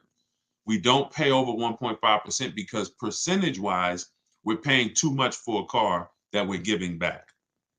So we don't want to pay. We have to be, it has to be a threshold. And I created the 1.5% rule for everyone to know. Once I pay above 1.5%, I'm paying too much for a car that I'm going to be giving back in 3 years. It's no value in that lease anymore.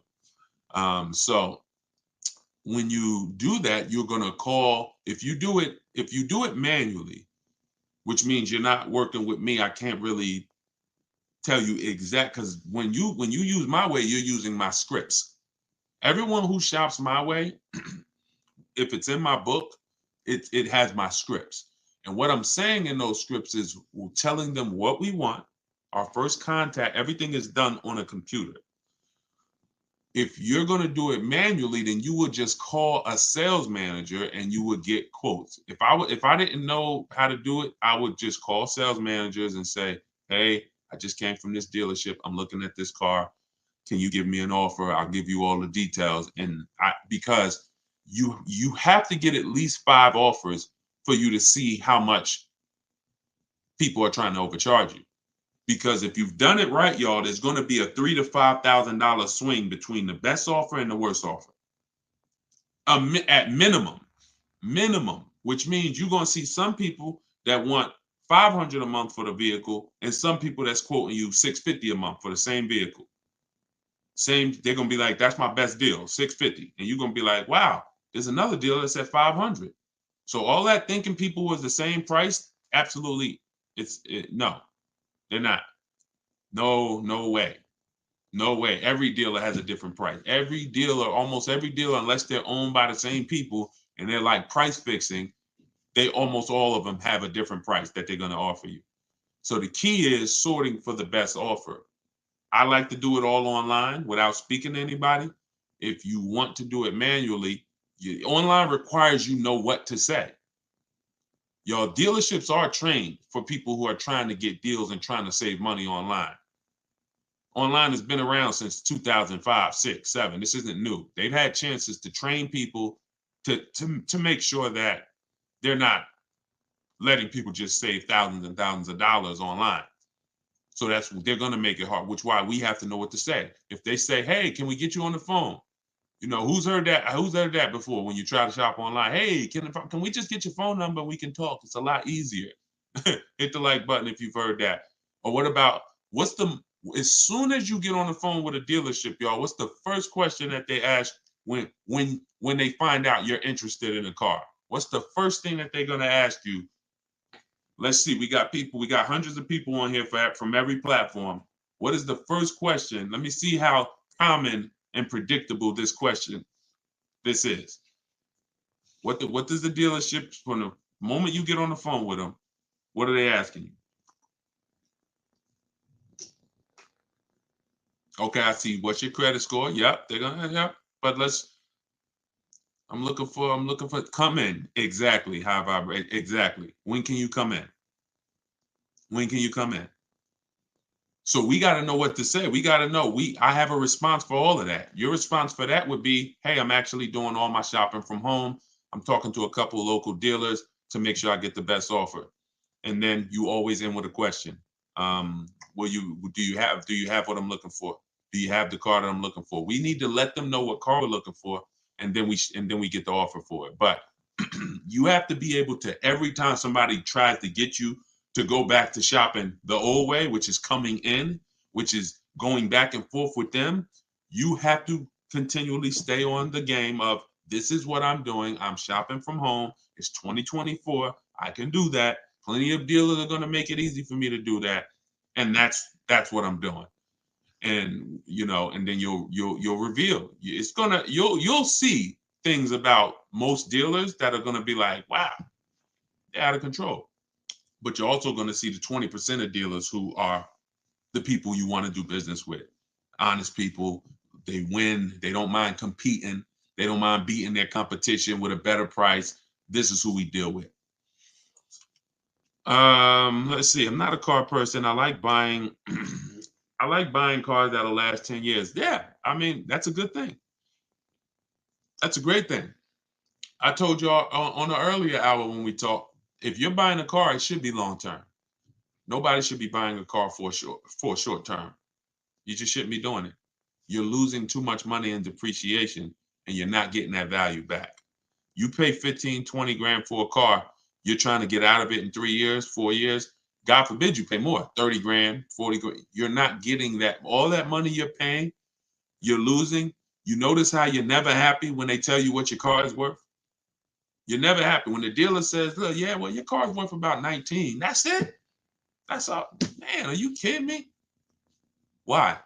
Because you put all this money into the car and you're trying to get some back now. You know that car was 40 grand. You know you've been paying on it for years. You know all of this. So the reason why this is happening is because you don't understand leasing in the short term. But anytime you're purchasing, it should be long term, 8, 10 years. It's the only way you're going to make the money back. It's the only way somebody who's leasing is not killing you.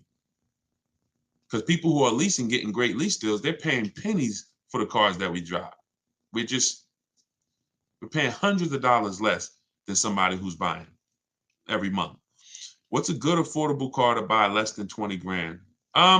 This really depends. It depends on what you're going to need. First thing you got to assess is, what are your needs? Because the biggest thing you pay for is size. You pay for size.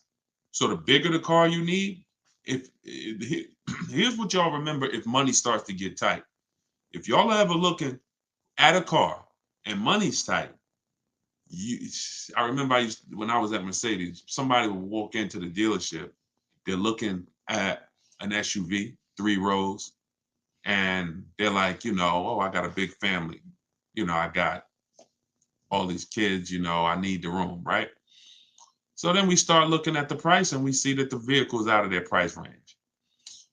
And, even the best deal is still out of their price range. Now they go to make a decision and they're like, well, what about the smaller Mercedes truck? And they want to look at the one with 2 rows now. Now, the reason I stop them is because they're about to get a car that takes care of their wants, but not their needs. Didn't you tell me you had 3 kids, you need 3 rows? Yeah, I really do, man. So 2 rows wouldn't work for you. So don't look at 2 rows. See, when we are getting cars, we can't take out stuff that is a need. And the biggest need is size. So you got to make sure. So I always tell you, get the smallest car you can buy. Because when you don't need a big car, you can save money by getting a small car. A Hyundai Elantra is less expensive than a Hyundai Sonata. Why? Because it's smaller. So the big SUVs, you could get a big, huge SUV, no leather, no nothing, no features, base engine. It's still going to be more than a maybe decked out version of a car. Why? Because it's bigger. So if you're building, don't go crazy with size. If you're rebuilding credit, don't go crazy with size. If budget is tight, get the smallest you can. Then you go to amenities. Go to amenities next. Leather. Do I need leather? Do I need all of these features? Do I need it to have all of this technology in it? You're paying for that. So so Alicia, you're asking what's the best way to get the best car under 20 grand? It depends on what car you need. If you tell me, Deshone, I need point A to point B transportation, well, there's a lot of cars you could get under 20 grand. If you tell me, Deshone, I need point A to point B transportation, but I need a 3-row SUV, well, now there's a few cars under 20 grand. If you tell me, Deshone, I need a big car with a big SUV and it has to have leather and it has to be all of this under 20 grand, then that's fewer cars.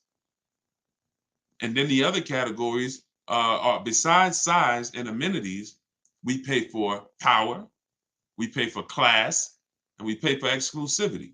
So if you say, Deshone, I need a big SUV and I want all the leather and all the features and I want the big engine in it, the 400, 500 horsepower engine, and I want to fund it. Well, there's even fewer options because you're not able to.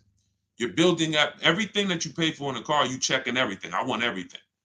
So you got to know where to sacrifice. Some people, class is going to be your sacrifice. Watch this, Deshone. I could do a big SUV, but I want a Mercedes, or hey, I want a Lexus. That's different than Chevy. You could get a big SUV with leather, Chevrolet. That same SUV, same size with Mercedes is more money. Class. So you got to know what to take out. Last thing is exclusivity. I want a car nobody else has. You get taxed for that. You're going to pay a lot of money for that. I want the Hellcat, the Demon, whatever it is, whatever that, I'm getting this vehicle, nobody has it, you pay for that. So when it's time, when you're searching, Alicia, you got to say to yourself, what are my needs? And then what are my wants? If my wants might be leather and all that. My needs is I need an SUV. My needs are I need something with a hatchback because I use the back of the truck. I need whatever. Because you don't want to go and get a vehicle that has a bunch of wants that you didn't need, and now you had to get an older one. $20,000 is a decent budget. But if you go trying to get every single thing that you could get in a car, in a big car, and leather and fancy, and look, you're gonna end up getting one with 80, 90,000 miles, and it's just gonna be a bad. It's just I don't want you to do that. I would prefer you not to do that. Not a good way. So assess your needs, get the smallest car you can, get what covers your needs. And if you need help purchasing it, you can use my videos. You can get my book. It's 75% off. Go to deshonesbook.com, download your copy right now, start using it. I'll teach you how to get the most for your money. That is what I do. Let's see. Shout out to everybody on it. We tied in. I love this. This is we just now getting into streaming on multiple platforms. So we on YouTube, Facebook, Instagram, and TikTok at once. I love it. I'm looking for a used Toyota.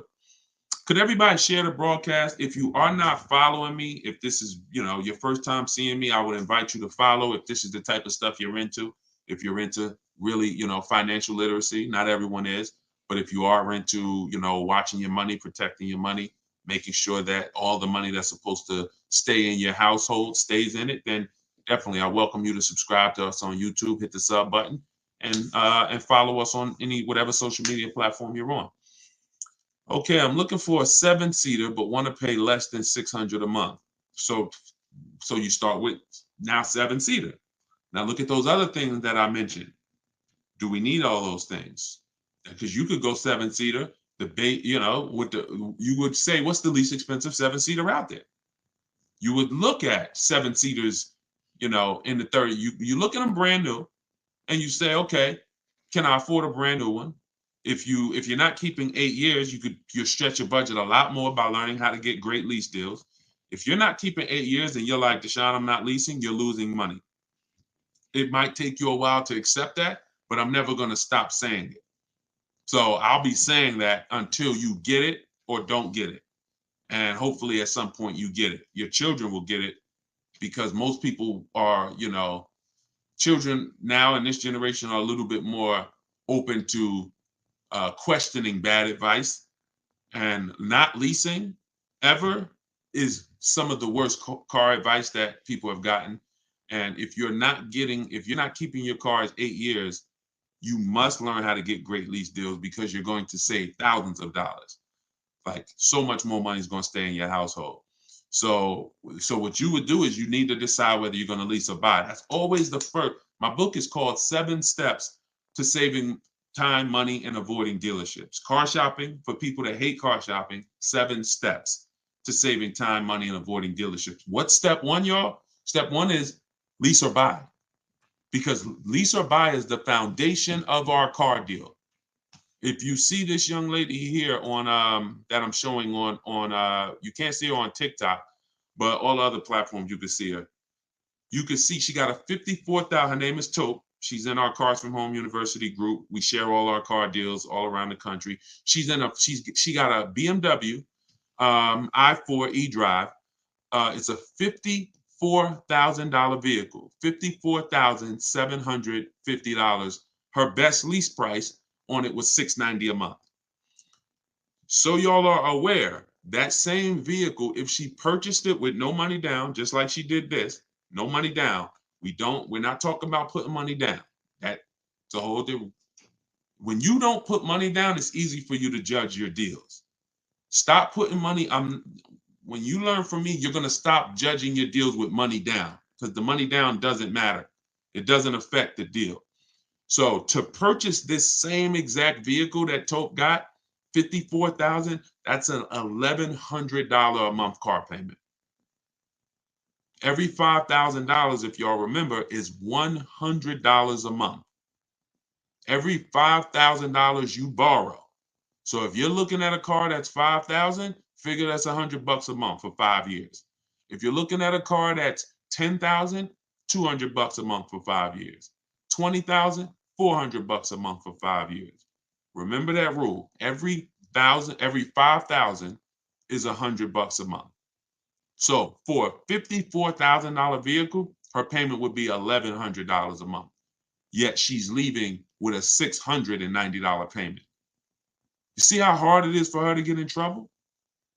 So this is why If she had chose to purchase, let's just say she's working with me, she's reading my stuff, she's learning from me, and she said, Deshone, I'm not keeping my car, but I'm going to purchase. I know I'm not keeping the 8-year rule, but I'm not going to keep, but I'm going to purchase.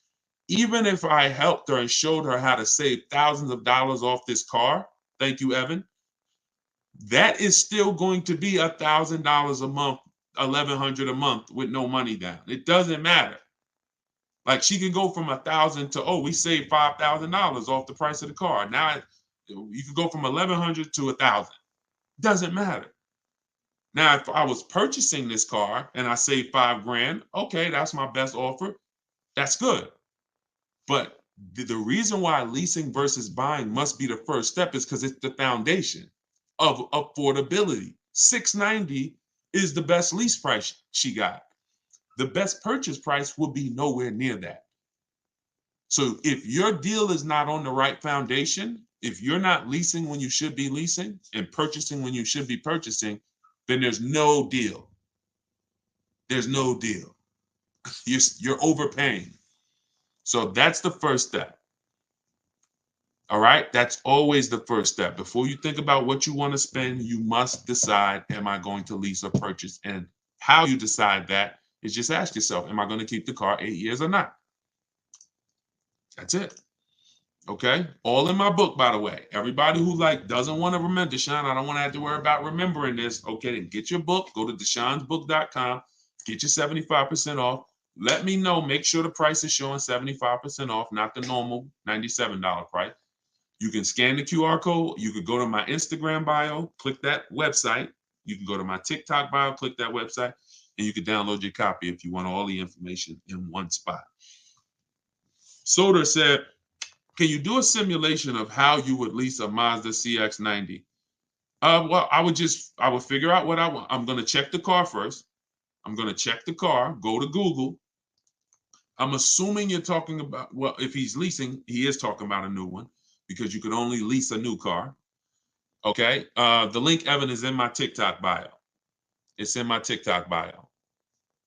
So I'm going to, hold on one second. Hold on. Let me get back on TikTok. Okay. So when we're leasing, if we don't have any other cars to sell, we don't have a lease that's coming due. If you have a lease that's coming due, we got to check our equity. But let's say we don't. Let's just say we want to lease a fresh car. We're going to check the car, check the initial quality, make sure it's not a bad car. There are some new cars out here that are horrible cars. So we're going to go to Google. And when we go to Google, we're going to type in the name of the car, and we're going to type in initial quality. As y'all come on to TikTok, could y'all just light up the lights, keep tapping the screen? I appreciate y'all running the lights up. Because y'all, again, we don't want to do little stuff that ruins our deal. Like I said earlier, if you save a lot of money on a purchase, but you didn't lease, had you leased, you would have saved $300 more a month. Then that wasn't a good deal. You messed up. Same thing if I get a great deal on a lease, but my car is always in the shop. Every 90 days, it's a problem with this car. What's up with it? That we don't want that. And these things can be avoided if you just go to Google and make sure you're not looking at a bad car. Okay. Now, once you do that, now you move on to the step of, all right, it's a good car, it checks out. We got to build it. We go and we build it out because we need to know all the features that come in the car. Sometimes some of y'all actually want a feature that you don't know is available in the car because you didn't go build it.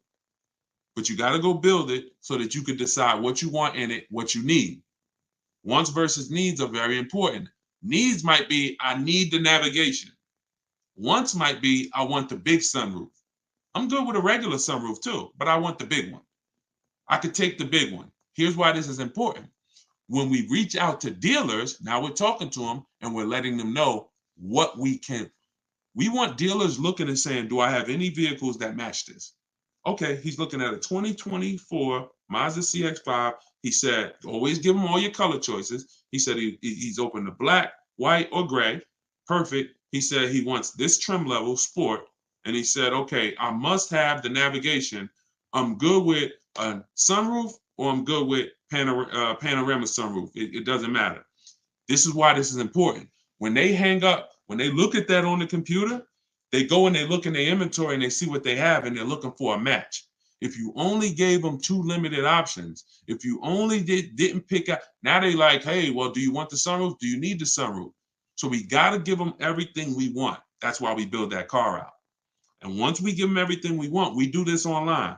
We literally, in my book, it's $24 at 75% off. You go download your copy, you'll see this is how I do it. I like to send you to the website because you don't have to talk to anybody. Who wants to save money without talking to anybody? Type a $ in the comment box. If you want to save money without talking to anybody, if you want to be able to say, man, I'm saving thousands of dollars, and who's a bad negotiator? Type bad in the comments. Be honest.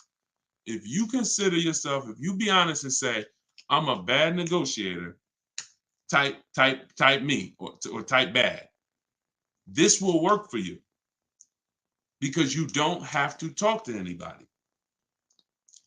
Even if you're going to do what I said earlier, if y'all not going to use the book, if you're not going to get the book and use it, then you can call sales managers. That's going to take a little bit more time, and you got to remember what you want, and then you got to be telling them all the information they're going to need. They're going to need to know where you work at because they can't give you the rebates. They don't know if you qualify for any rebates until after they know where you work. They don't know whether you qualify for any rebate until until they know what cars we have in our household.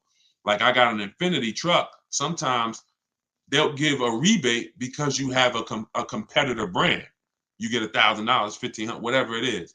So everything, I have this template where you just fill this in. So when you're shopping for a lease or a new car, it has everything that you need there. This is what a dealer must know in order to give us an offer. Okay, could y'all keep lighting up the likes on TikTok, tapping the screen? I appreciate it. I see the likes going up, and I appreciate it. We letting them know, letting TikTok know we changing lives here. We want to set people free financially, but that's what's necessary. Like I'm letting them know what I want, and then I'm doing it with multiple dealers. In the book, I teach you something called the 25-to-5 strategy. That's something y'all going to hear me talk about a lot. That's where we connect with 25 dealers to get 5 offers. 25 dealers to get 5 offers. And what you'll love about doing it this way is you don't really hear, oh, we don't have that color, or we don't have that. See, when you're talking to 1 dealer or 2 dealers, you're going to hear that. You're visiting 1 dealer or 2 dealers, oh, we don't really have that color. No, we don't have the car exactly like you want it, right? Who's heard that? And then they'll tell you, oh, well, the supply is limited. And they'll tell you, hold on one second, y'all. So they'll tell you that inventory is limited.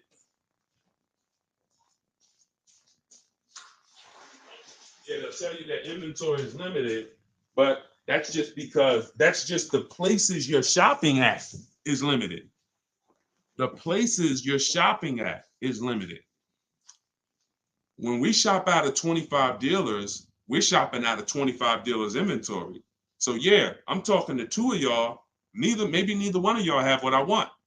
But when I'm talking to 25 of you, maybe 10 of you have what I want. That's why it's called the 25-to-5 strategy. You're going to connect with 25 dealers online, right at your computer, and that's going to lead to 5 offers. And when you see how different those offers are, you'll see why it's important to shop multiple offers. Those offers are going to be about $3,000 to $5,000 different from each other. Guaranteed. Guaranteed. Look at there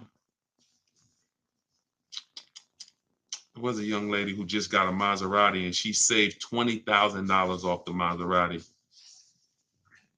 She said her best offer was $20,000 off. Matter of fact, if y'all need to see that, just type Maserati. If y'all don't believe me, if you believe me, then we ain't got to do it. But if y'all want to see that, then I'll show y'all. She just got a Maserati 2 weeks ago. So imagine if she didn't shop multiple offers, she might have had one dealer taking off $3,000, thinking, oh, that seems like a good deal. Another dealer taking off $5,000. Oh, that seems like a good deal. You shop multiple offers and then you see where the bottom is. Oh, wait, hold on. They said they can't hear me on TikTok.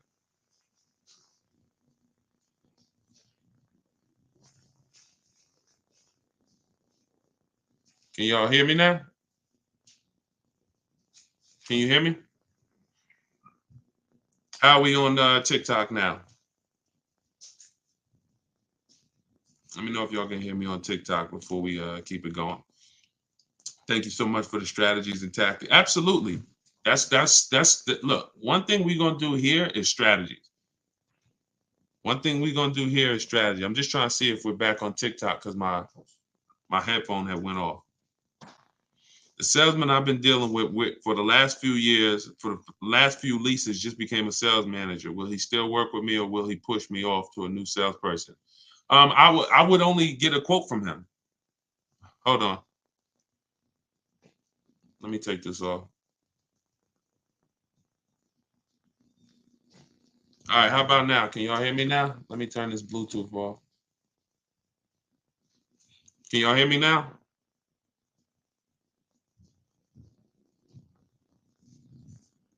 Oh, it connected to my wife's headphones. All right, thank you. All right, good. Yeah, so if you've been dealing with a salesman, somebody said the salesman that they used to work with is now a sales manager. Will they still deal with you, or will they push you off to a salesperson? The only role of a salesperson is to help you pick a car, and then you go home and you get a quote from home. You get a quote from home. See, what's losing, if I could reduce it to a few activities that maybe you have been trained to do that lose you a lot of money, it's getting numbers in the dealership. It's getting numbers while you're at the dealership. If you're shopping for a new car, or if you're shopping for a new car or a lease, you should not be getting numbers at the dealership. If you're shopping for a used car, you should not be getting numbers at the dealership. All of this should be done at home where you're in control, where you can get multiple offers. So if you go and you test drive that car, go test drive it. You could test drive it where you could call him if he used to be a salesperson, but you're only there for a test drive. You're only there to decide what you want. You're not there to buy what you want. I think you got to get that. When you are shopping for a new car, type the gems, type the diamonds, type the light emoji, because this is a gem that you can't forget. When you are there shopping for a lease or a new car, you are in the dealership to decide what you want. You are not in the dealership to buy what you want. Y'all get that? So once you've decided that you like something, now you're coming home and you're getting offers. That's how you stay in control. That's how you save money. That's the new way to car shop. Purchasing from home, getting offers from home where you're in control, not sitting at a salesman's desk where they can give you a price and then you don't know where they're starting at. You don't know where the first price they gave you, you don't know if it was a good price. So, the salesman can say, all right, it's $700 a month. And you're like, oh, wait a minute. Or, and then next thing you know, they get you down to 600 and you think that was a deal. Well, maybe they should have started at 600 and they were supposed to come down to 5, but they started at 7 and they came down to 6. There's no way for you to know this, especially with leases, but with any car, you should be y'all are going to save more money than you've ever saved, easier shopping from home. I'm looking to lease, but I put 15,000 miles a year. That's nothing. 15,000 miles a year is slightly above average. Perfect. 25,000 miles a year wouldn't matter because leasing isn't based on how much you're driving. I spoke about that on an earlier hour we did where I was talking about how cars depreciate whether you buy them or lease them. You park a car outside, if it's worth $20,000 today, you go back a year later. You don't have to drive it 1 mile. Just go back a year later. Is that car worth $20,000 still? No, it's not. That's depreciation. That means you lost money. That means you lost value. That's real money. If you had a car that was worth 20 and then next year it's worth 17, you lost $3,000. That's facts. Doesn't matter whether you lease it or buy it. You pay for the usage of a car. Now, here's another kick. Let's say that same car that you got outside, you go and you drive it around this country. You put 10,000 miles on it a month, and you come back, and in a year, you got 120,000 miles on the car. It's worth even less now, right?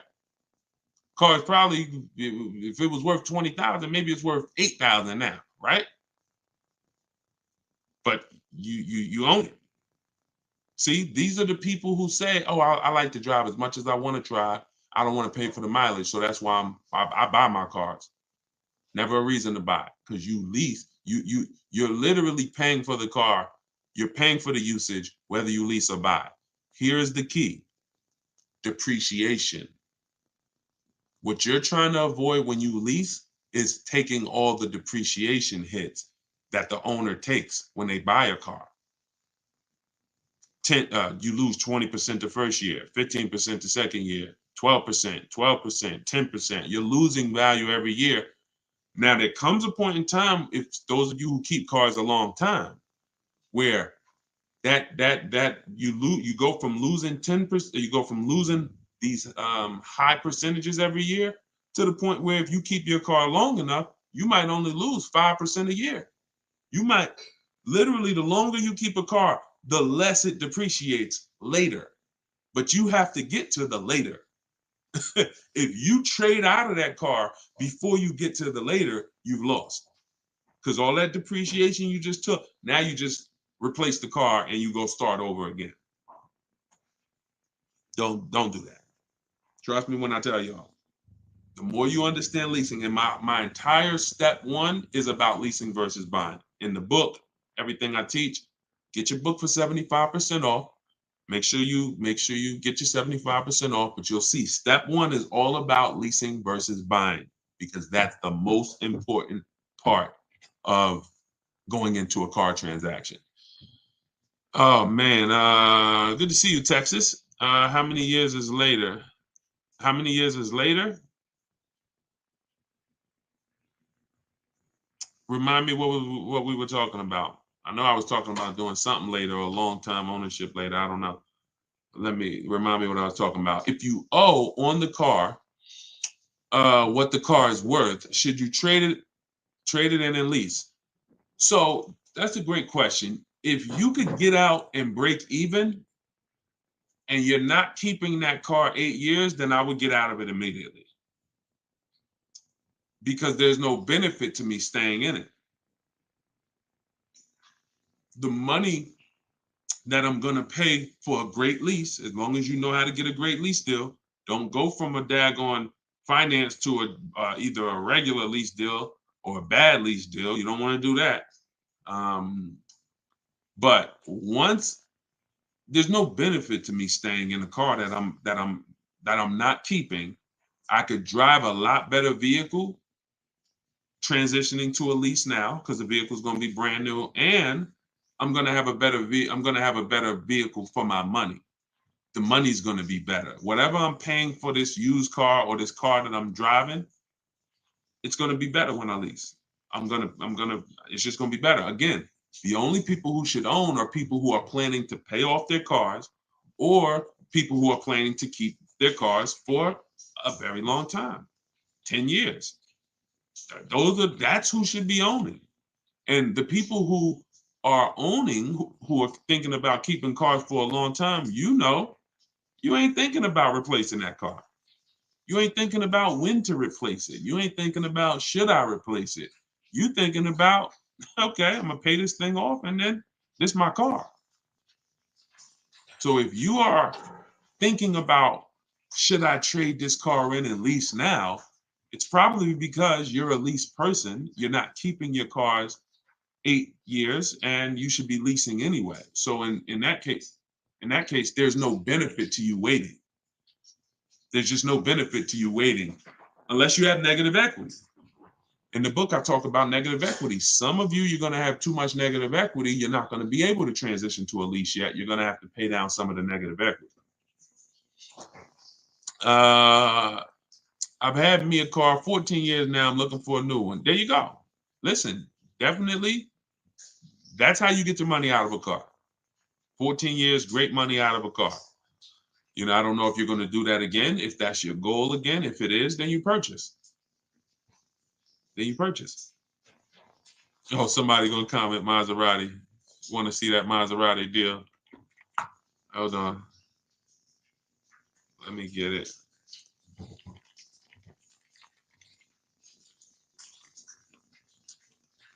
Hold on 1 second. Yeah, she said 20. Listen, the money I be talking about, I don't talk about small money. I don't talk about small money, y'all. We are not only the only small money that we've talked about so far is the price of my book at 75% off. Like that's small money.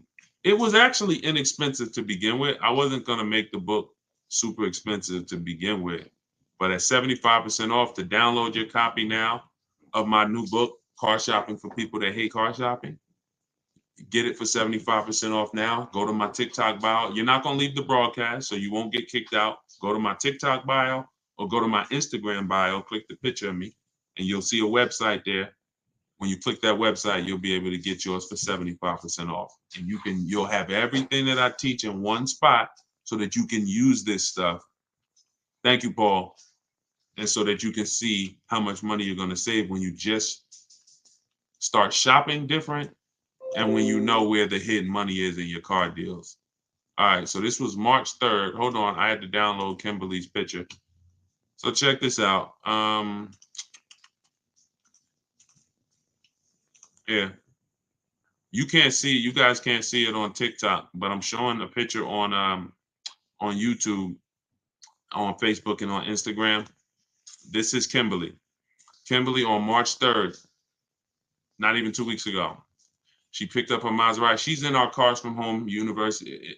We have a video library. So we have everything I teach is available in two forms. One is the book. It's a book. It's a digital book. And then we have a video library. Now, inside the book, I link you to some of the videos in the video library. So there's probably 5 times throughout the book where I say, here, click here to watch this video where I explain it. So these are, 3-minute, 5-minute videos. So this is what she posted. She got her Maserati. Her MSRP was $91,700. She payments $944 a month, which is crazy. That's an $1,800 car payment. $91,000, an $1,800 car payment on a 5-year loan, maybe 16 on a 6-year loan. Oh, it's crazy. She's paying $944. And where is let me see, where is she said, I got offers. Look, 7 competitive offers. This is why it's important. This is what I was telling y'all about these multiple offers. Why does it always kick me out of Instagram? That's so weird. I always get kicked out of Instagram. I don't know if Instagram has a time limit or something. I got to see why that always happens. All right, so you can see that her offers were from 1% to 1.8%. And oh no, I know what it is. Hold on, I gotta go to her other post. It was her other post where she posted the actual deal sheet. Hold on, watch this. There we go. No, it wasn't her post when she picked up the car. Here it is.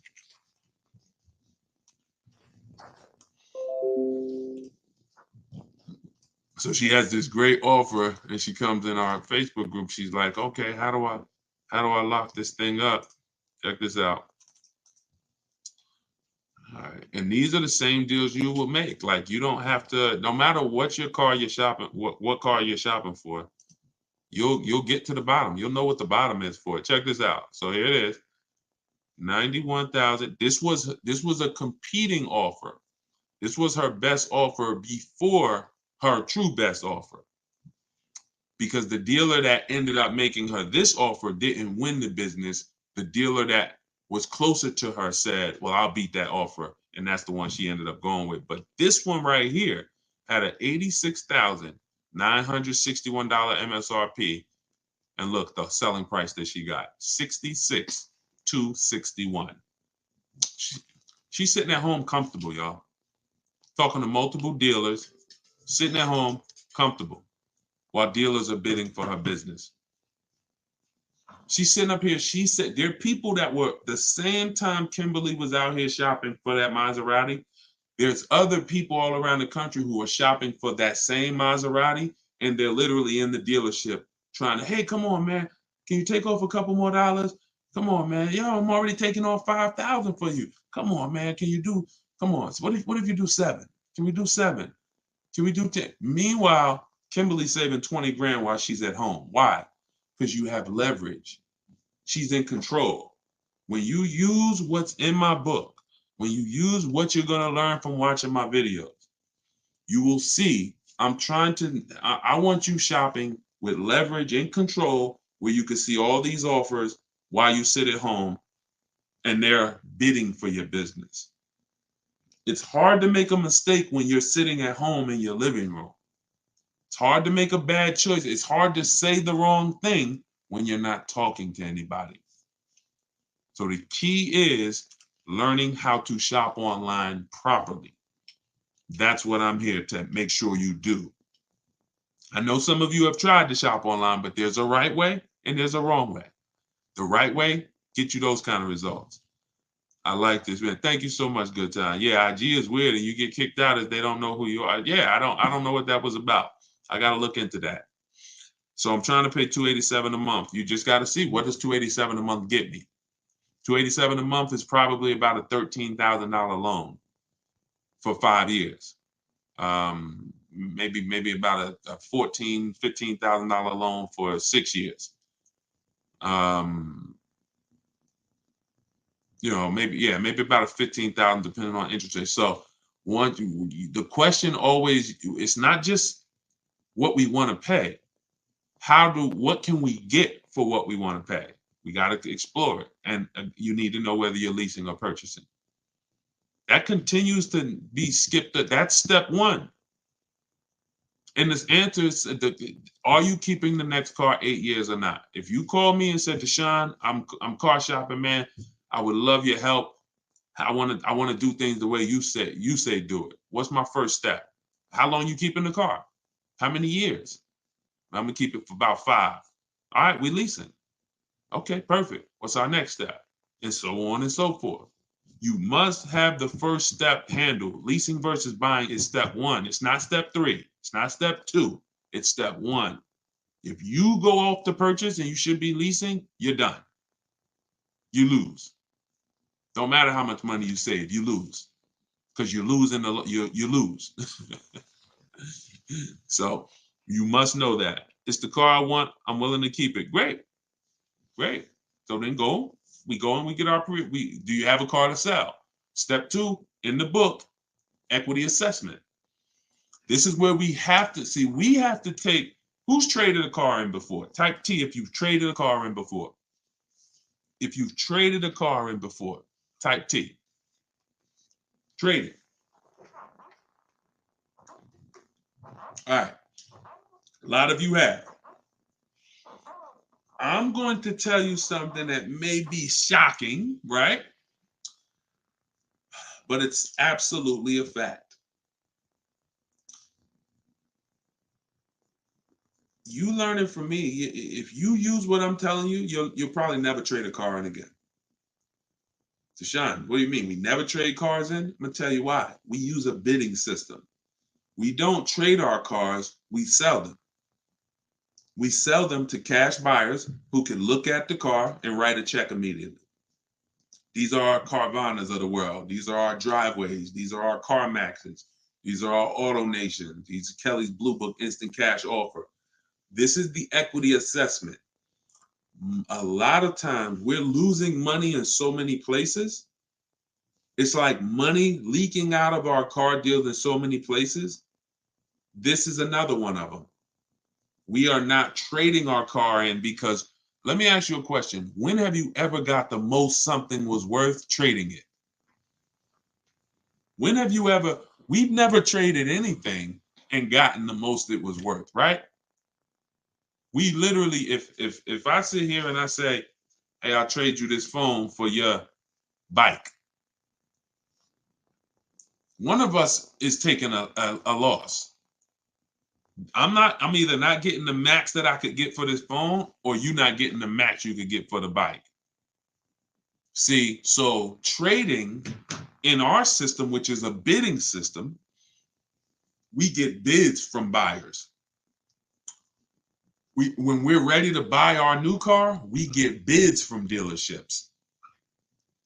The chances of a dealership winning the bid because they're going to sell us the car we want lower than every other dealership, and winning the bid to buy our old car is almost impossible.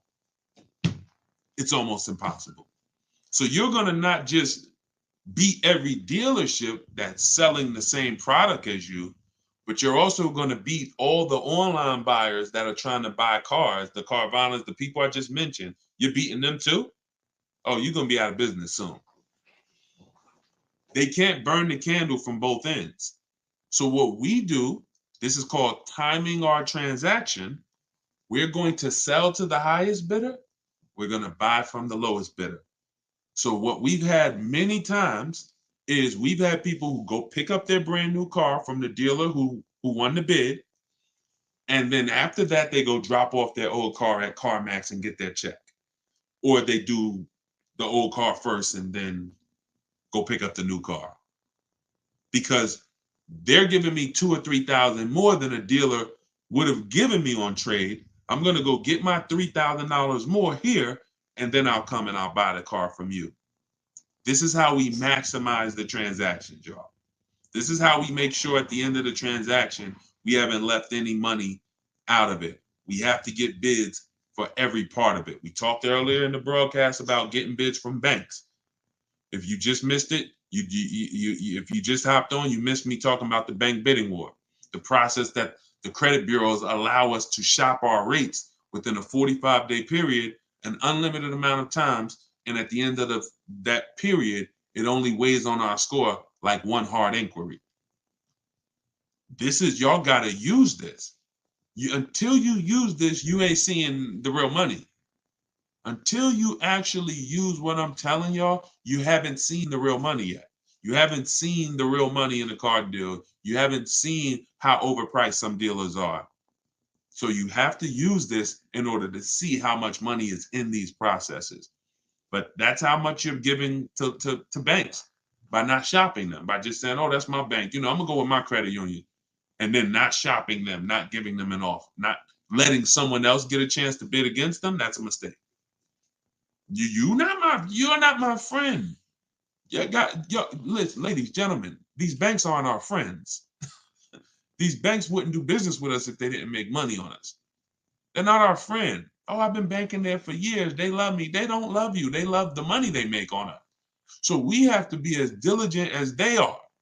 I'm gonna see if you're giving me you're giving me 6.29. Let me see who can beat it. All right, I'm glad. Yeah, I've been doing business with y'all. I love y'all. But if somebody else could give me a rate that's half a point less than you, or a point less than you, or 2 points, then I will be giving them that business. Why would I pay you an extra $1,000 in interest? No. So we get bids for everything. And that's how we guarantee that we save the money we're saving. That's how we're able to do this. Can't lose when you're getting bids. We commit to them, but they don't commit to us. Absolutely. Well said. Absolutely. They don't commit to us. They are committed to, they don't even want us shopping their competition. No, none of these banks, dealerships, they don't want us shopping their competition, because that's when we save money. We save money when we shop competition. and we save it easier. Shopping competition is the easiest way to save when you're doing it right, like I'm telling you to do it. It's the easiest way to save. You forget negotiating, forget, oh, take off another 1,000, take off no. Listen, I'll call you back. I'm going to get a couple more offers if you're talking to them. If you're using what's in my book, you ain't talking to nobody because my scripts is in there. I cannot tell you everything to say and you remember it here on a broadcast. But inside my book, Car Shopping for People That Hate Car Shopping, 7 Steps to Saving Time, Money, Avoiding Dealerships, you have all my scripts, you have all my templates, all the websites I use, because I want you to go direct to the dealer's websites. I don't want you going to a third-party website that's going to sell your information. We also always get a Google Voice. That's in there too. You want to get a Google Voice number, and you want to get another Gmail. This is going to be your shopping email. Deshaun, we're going to have a shopping email. You're going to get a shopping email because when you see how we contact dealers and how we look at our deals, you're going to see we can't have all of these dealers in our personal inbox. Now we looking through our daggone work emails and then our personal emails, and now we got some car emails in here, and no, it's a mess. We can't win like that. So we always set up a personal shopping email, a Google Voice number, so we can screen calls so that dealers aren't, who's been at work or somewhere, and they pick up their phone and, hey, this is Alan from over at ABC Jeep Dodge. You were here the other day. I'm just calling to check in. Nah, I can't really talk right now.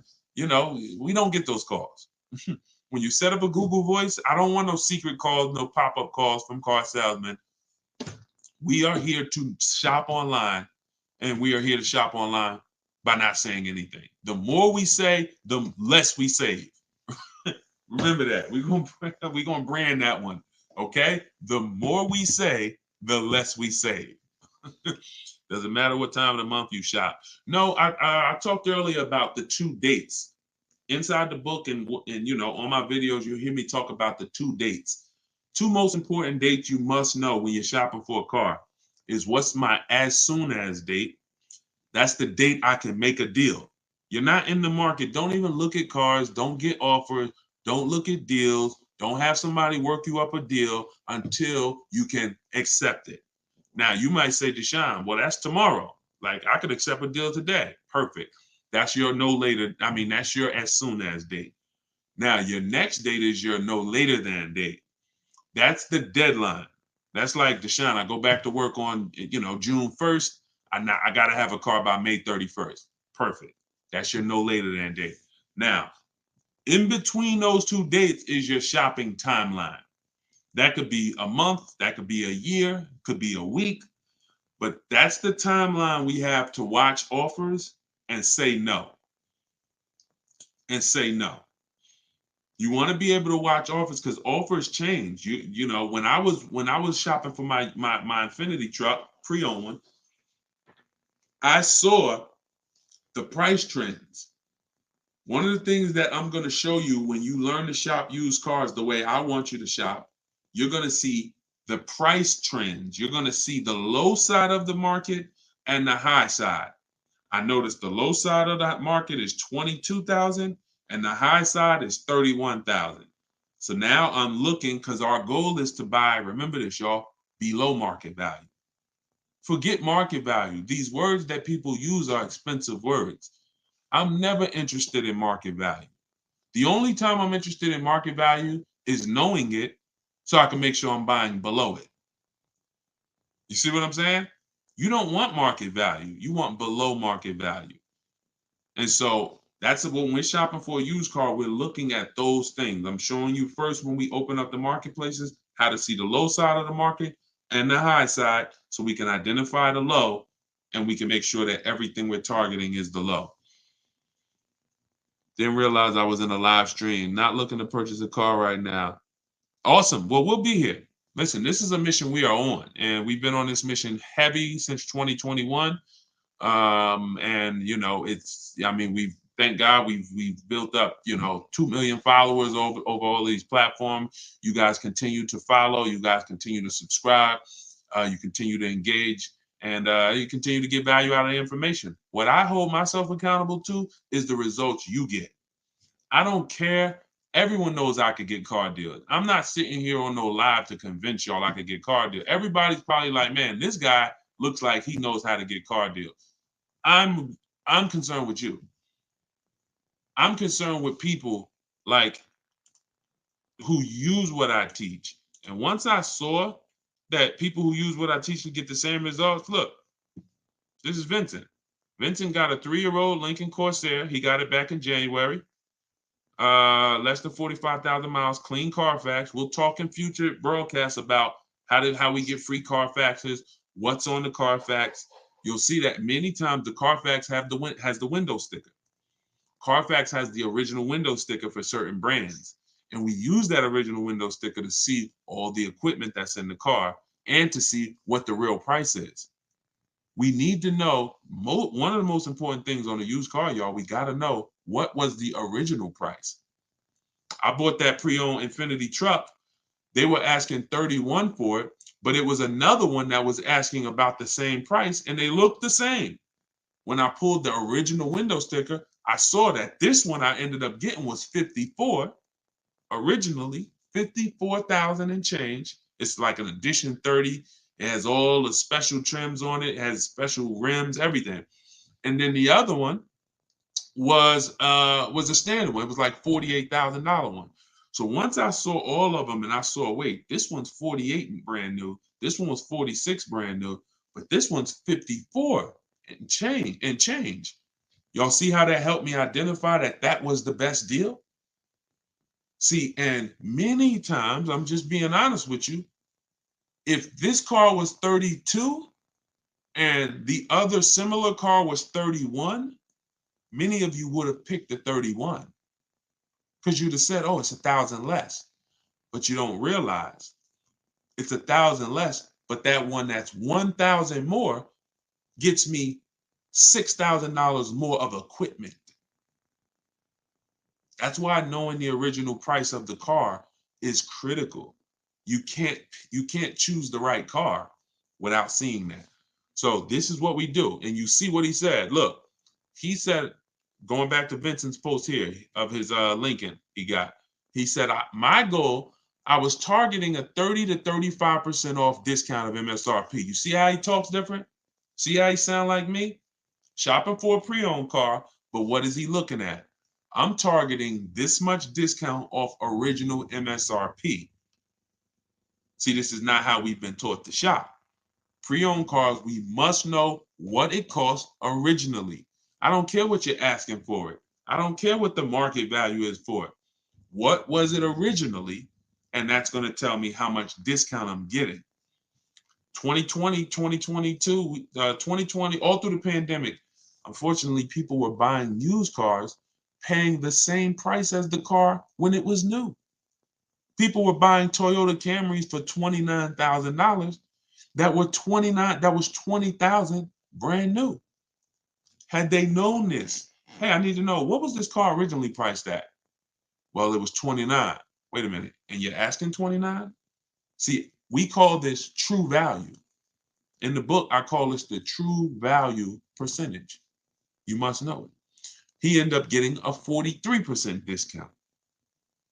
So that's how you want to shop. For you, these, of course I could get great car deals. But y'all, this ain't rocket science. When you learn to shop from home, when you learn to look at multiple options, when you learn to put dealers against each other, when you learn to put banks against each other, you're going to sit at home and you're going to save thousands of dollars. You know what? That's how you buy everything else. We could sit here online and we could buy TVs on Walmart.com, on Amazon.com. We know we're going to pay the best? We're going to get the best deal because we know. I'm going to look at all these options and I'm going to pick the best one.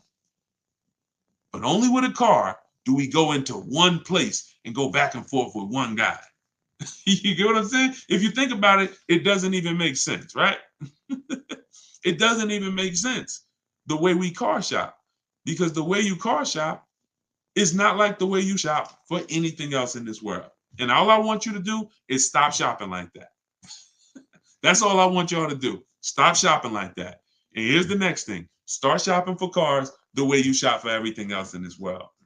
And you're going to be, oh, man, you know what? When I shop for cars this way, Deshone, it feels like when I shop for groceries. It feels like when I shop for other things. I'm comparing correct. And you're going to love it. I promise you. We got enough people that have started using what we teach. We've been doing this for 2.5 years now to see the transformation is incredible. People just like, man, I can't believe I never knew that this existed. So I compare oatmeal. Exactly, Dave. Listen, everything. You get what I'm saying? We literally have price confidence by comparison.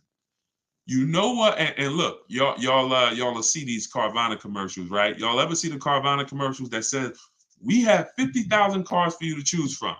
Y'all ever see those commercials? You could choose from 50,000 cars, right? I'm gonna tell you what that is and why you never fall for that. They're trying to win your business based on variety. But variety does not drive down prices. Competition drives down prices. So whenever you hear, we have 50,000 cars for you to choose from, here's what I want you to think of. If you walked into the Dorito factory and you were able to see every single flavor of Dorito they make, we have 200 flavors. I didn't even know y'all had 200 flavors. Yeah, like we don't have them all in store, but in the factory, we have 200 different flavors of Doritos. Really, that's amazing. They're all $7.99 a bag. Wait, how do you mean? Wait, if I go to the store, the Doritos are $3.99. They're $2.99. Yeah, but not here. Because there's no competition. There is no Lay's. There is no, Hers. It's only Doritos here. So whenever you're looking at variety from one company, there's no competition. They're not competing with themselves. So every way they price their car, they don't mind you looking around. Take a look. We got so many cars to choose from. You'll find something. But everything that you find is not competitively priced. The only way we're competing is when we know we're shopping, when you're about to go visit someone else. You're about to go see someone else. That same blue Camry that you want here, you're about to go look at another blue Camry somewhere else. You should be doing all of this online, never in person. So this is what drives down prices, y'all. Never variety. Forget these dealers that say, "Oh, I got 10,000 cars." Does not matter. In order for me to make sure that I'm paying thousands less, I must shop your competition. I don't care about your variety. When I shop your competition, I'll find the best offer. And it's going to get easy. It's going to get very easy for y'all. So, all right. So let's do a couple more questions and we'll get ready to wrap. DeshonesBook.com for everybody. It's just somebody confirm that we are showing the 75% off price. Sometimes I get a message that is showing the full price. Make sure you could get your 75% off. Scan the QR code. Everything that I teach is in my book. We just put it out. 75% off is the book launch special. It's called Car Shopping for People That Hate Car Shopping. It's a digital book. You could download it and use it right now. And if you're on TikTok or Instagram, you could just go to my Instagram bio or my TikTok bio. Okay, thank you, Camry. Show 75% off. All right, perfect. Went to 7 dealerships before I found the price in the car for my daughter. Wonderful. My wife was mad at me. Now, that's because that sucks. And the time that you put into that, I get it. But to save money, I don't blame you. If you got to what you needed, it was worth it. But I want you to get to the point where you could do this from home. You could have did it with phone calls. If you use my way in the book, we do everything online through computers. But I rather you not drive to place. It's just you don't have to do it. If you had to do it to get multiple offers, then I would tell you, man, you got to drive to multiple places. But you don't have to. You can do this by phone, ask for a sales manager, or if you don't want to talk to anybody at all, you can use my way in my book where we do it all by computers. I'll tell you exactly what to say, what to type, what they're going to say. You got all the responses. Everything is scripted out for you. DMV good, and they treat you like gold when car goes in for service. Oh, I didn't see. Okay, I missed that. How much does credit really matter? Credit profile matters. If you're looking for a car loan, it's not always score though. It's more profile. So I always say if you have a car payment that you're paying, sometimes the world could be crashing down around you. You got late credit cards, but if the bank sees you've been paying your car payment on time, they'll sometimes give you the loan. They'll sometimes approve the lease. So, some people might have a lower credit score and low sixes, but they have a solid payment history on their cars, and they get approved. Another thing is, if you have a high score, sometimes you don't need, um, score and payment history are probably the two biggest indicators. Payment history being what I just talked about, and score being score. Um, because those two things weigh heavily on the decision. Now, then you have things under that. You have things like your job. How long have you been on the job? How is it a new job? Is it you self-employed or are you employed, with a company? Have you filed your tax returns so that you can have proof of income? Because all of this comes into account with your profile. So if you have a strong credit score, sometimes you could get away with not having a previous car loan. If you have a strong credit score, but you have a previous car loan, but you don't have proof of income, sometimes that's okay because your credit score is strong. Now, if your credit score is not strong, then you want to have these other things in line, proof of income. So when you look at, how long I've been living here, what I do for a living, credit score, income, the amount of money you make, that's a part of the profile. Somebody that makes $36,000, compared to somebody that makes $300,000, that's a different profile. So those are the three things that matter. But those are the things that matter. But if I was to tell you to work on any one thing, it would be your credit score. It would be get with Shonda Martin. Shonda Martin's on every social media platform that y'all are on right now. Shonda Martin. Her page is called Road to 750 Plus. And then just follow what she teaches the stuff that she's taught me, I've used. It's raised my credit score at least 80 points. Just the things she knows about credit that, just go follow her. But yeah, it's about profile more than just score. It's about profile. Should a person get extended warranty on a vehicle if a vehicle has high repairs, high cost of repairs, expensive parts? Then certainly. But you want to make sure you're getting a quality extended warranty. I will get it from the manufacturer. If you're buying from an aftermarket company, I talk about this in my book too. You better be looking at tons of reviews. These companies go out of business a lot. You don't want to have a contract with a company that's going out of business. You got to be careful. And I would try to avoid buying from an aftermarket company unless they have just hundreds and hundreds of reviews, lots of high ratings, and they've been around for a long time. But yeah, if a vehicle doesn't have a lot of high cost of ownership and repairs, then I wouldn't get the warranty. If it's something that is very easy or inexpensive to maintain, I wouldn't get a warranty for it. How to avoid as is lemons. You want to make sure you're checking the history of the car. 4 things we check when we're buying a pre-owned car: title. What's the type of title? Is it a rental? Is it a ex-loaner car? Is it a salvage title? Is it frame damage? Total lost vehicle? That's the first thing. Then we go down to accident history. We go to service records. Service records are a huge indicator. Any used car you get, y'all, I'm never going to recommend you buy a used car without teaching you how to look at service records and make sure that the previous owner or owners took care of the car. Third thing is accident history. And then what we're going to do before we do all of this, we're going to check the car online, and we're going to type in. I do something called a reliability and a longevity check. That takes 3 minutes.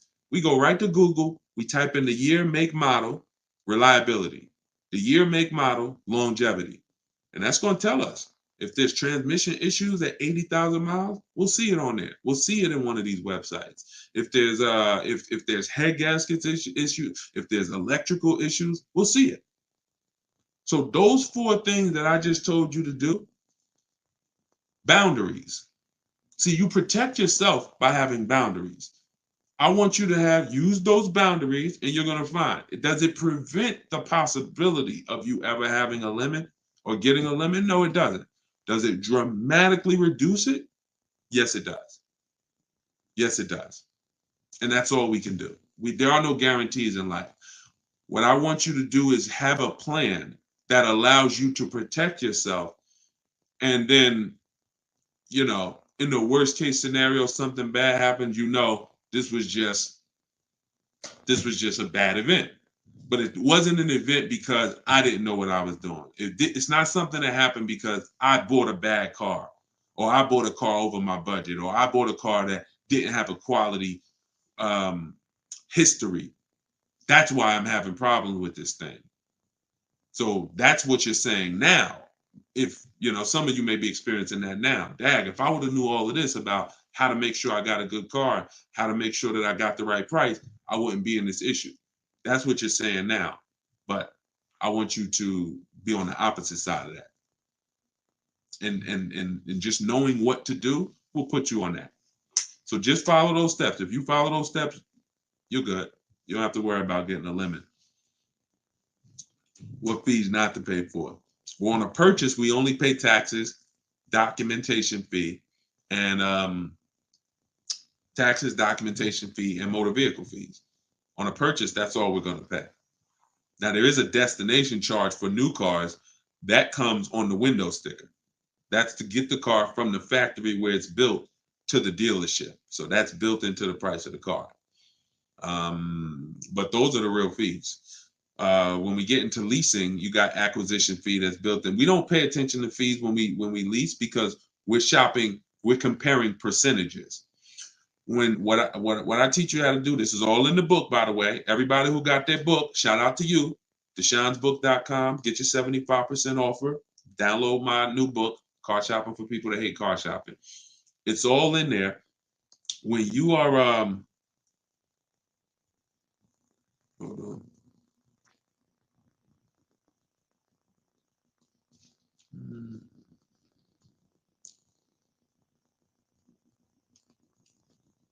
Okay.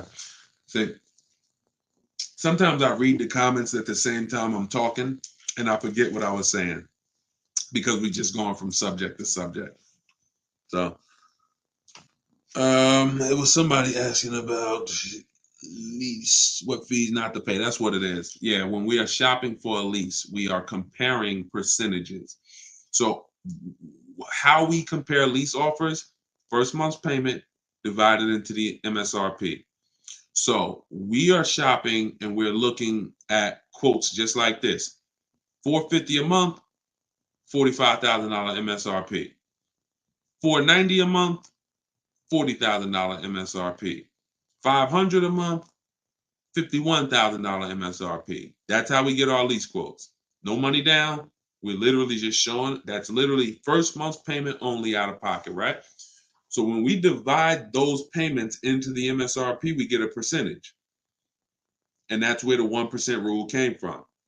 The 1% rule has been around for decades. It's if you leased a car for 1% of the MSRP or less, it was a steal. There was no need to question the deal. Like, get out of there before they change their mind. You stole the car.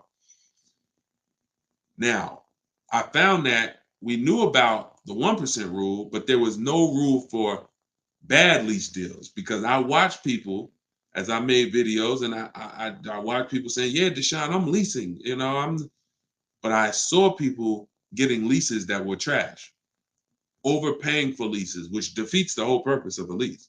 If you overpay for it, you might as well should have not have did it. Now I'm like, we got to come up with a barrier. We got to come up with a boundary to where if your lease is above this, you paid too much for it. That is a bad lease program. You should not be leasing a car paying that much over 3 years. And that's where the 1.5% rule came from. When you add up all the payments, you'll see you're paying X percentage of the car. And when you go higher than that, it's too much money for a car we're giving back. Some people are paying more for their lease than they would have paid naturally just buying the car and letting it depreciate, just because they don't understand that. So that's where the 1.5% rule came from. Does the 1% rule apply with these current interest rates? KM, let me show you something. You can't see it because you're not on TikTok, you're not on Instagram. If you were on Instagram, Facebook, or YouTube, you would see what I'm sharing right now. Somebody just asked, does the 1% rule apply? And they've been asking, y'all been asking me that really since I started talking about it. Y'all been asking me, does the 1.5% rule? We do this. This is Greg. Got his vehicle in February. The vehicle is $56,275. It is a Kia EV6 Wind with the tech package. His payment is $527 a month. So before this and before you saw, here's Kimberly. Kimberly's vehicle is $91,761. Her Maserati. Her lease payment is $944 a month. 1.09%. Now, out of all of my members, we have probably 1,400 members, 1,500 in Cars from Home University. These two have gotten the best leases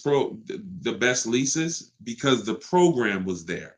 In order to have a lease be a 1% or in the low 1%, you got to have an incredible lease program. We don't know what it's going to be. She didn't know it was going to be a 1% lease before she shopped it. Greg didn't know it was going to be 1%. We go in saying, if I could get 1.2%, 1.25, that's good value. You're going to see that's what I teach in the book. I go in, if I could get 1.25, that's good value. Up to 1.5 is still good value. But we don't know what it's going to be until we shop. Some people are getting 1.2, some people are getting 1.1. But when you got a dealer that's giving you a huge discount, like Kimberly got, you got a good lease program on the 2023, which she got, and she got, it all things. In order to leave with your best lease deal, you need a huge discount from the dealer. You need them to discount the car the most they can. If they have any rebates, you need them to give them to you, and then you need them to make sure they're not marking up the money factor. And then you that's what comes into a lease. And there's no way for you to get this unless you're shopping competitively. She never saved 20 grand without shopping competitively. So yes, the deals are out here. They've been out here. We've been making deals all through the pandemic, y'all. The deals are out here now. But for those of you who don't want to shop the new way, you want to stay in that old way of shopping, that one-to-one way of shopping. Nah, ain't no deals out here. Ain't no deals out here. It's nothing out here. Everything's overpriced. 1% of MSRP. Yep, you got it. 1% of MSRP. And that's been around for years. The 1% rule has been around for years. All right, so there we have it, y'all. We went over a lot. I'll be back for another hour very soon. If you're on our email list or if you're subscribed to our channels, you will get notifications of when we go live so you can hop on. Everybody who's shopping for a car, I want to make sure that I'm with you to make sure you have the guidance, to make sure you know the strategies, know where the hidden money is, and you save all the money that you're supposed to save, every dime of it. So you can get my book for $24. That's 75% off for our launch. Just came out. It's called Car Shopping for People That Hate Car Shopping. 7 Steps to Saving Time, Money, and Avoiding Dealerships. You can click on see that picture of me on the top of TikTok. Click that. If you're on Instagram, click that picture of me on the top and click that website at the top of my profile. And you'll see a link there that says 75% off my new book. Get your copy, use it, so that way you don't have to remember or try to remember everything that we just went over. Because I know some of you are like, Deshone, man, we just went from a lot of subjects. We're answering all types of questions. If you don't want to remember that, you can have it right in your hand at 75% off. Or you can go to deshonesbook.com or just scan the QR code and get your 75% off. So always a pleasure. No, matter of fact, I'm gonna show you this. And Rain, let me show you this before you leave, before I jump off. You can't even see it, Rain. If you go to any of these other platforms and you watch the replay, you'll see it. She said, I can't tell if it's a man or, oh, no, it's a guy. He said, I've been trying to get a Telluride for years, but the markups are crazy. Let me show y'all this. Let me show y'all this right now. And this is what I tell y'all when I say that to those who are shopping the old way, to those with old strategy or no strategy, ain't no deals out here. But to those who are like, Deshone, I want to learn, I want to use this way to shop, oh, deals are out there. Deals are out here. I'm just going to snatch a couple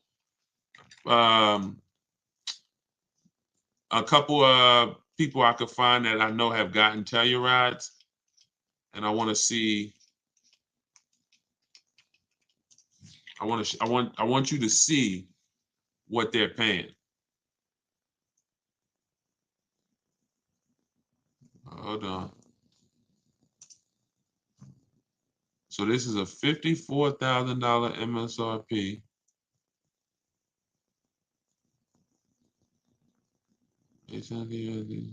Hold on.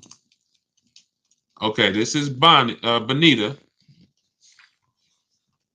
So this is Bonita. Now, here's what's crazy about Bonita. She got her Telluride middle of the pandemic.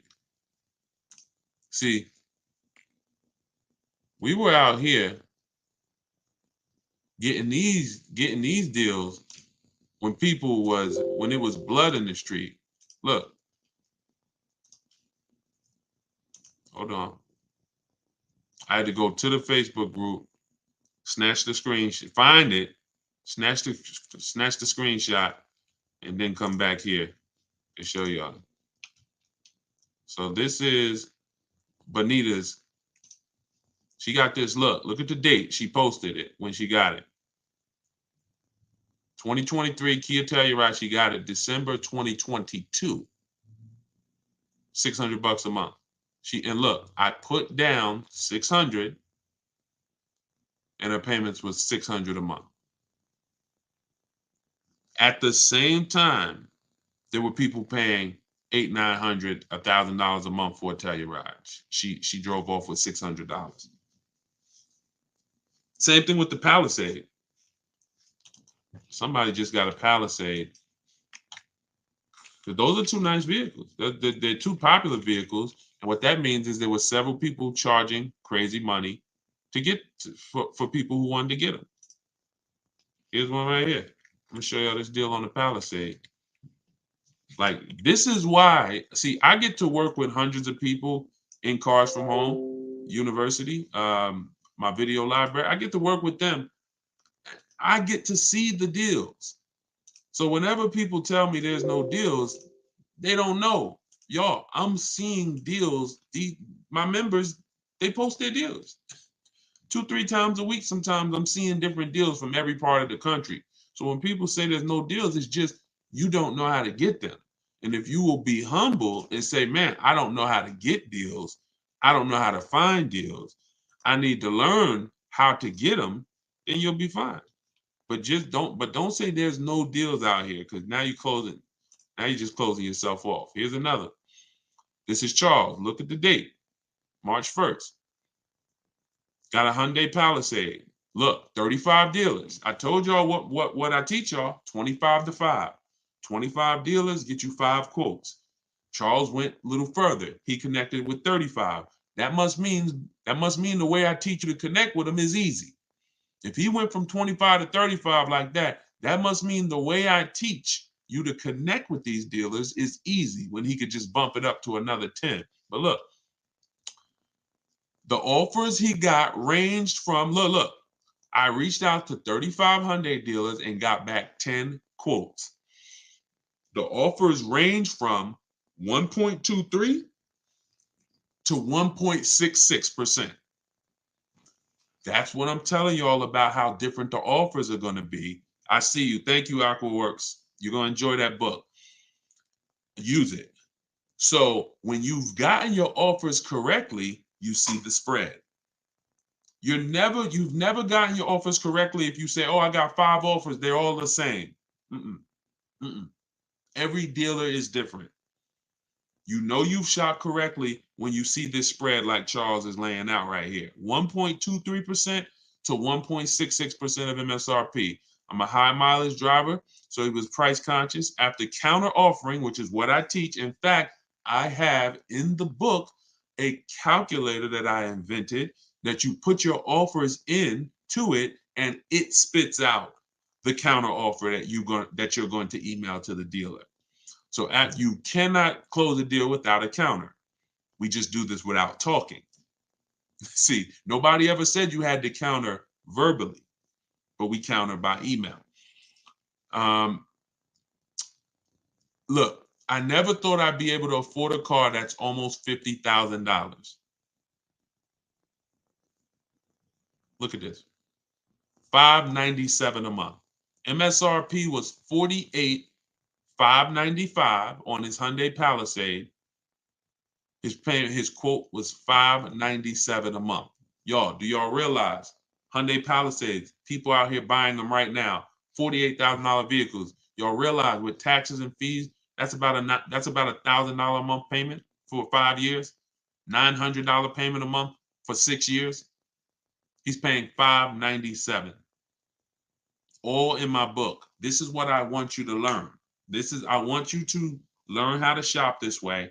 This is what I'm talking about in these live streams. This is what I'm talking about in my book. This is what I'm talking about in all my videos that I post. It's learning to shop this way.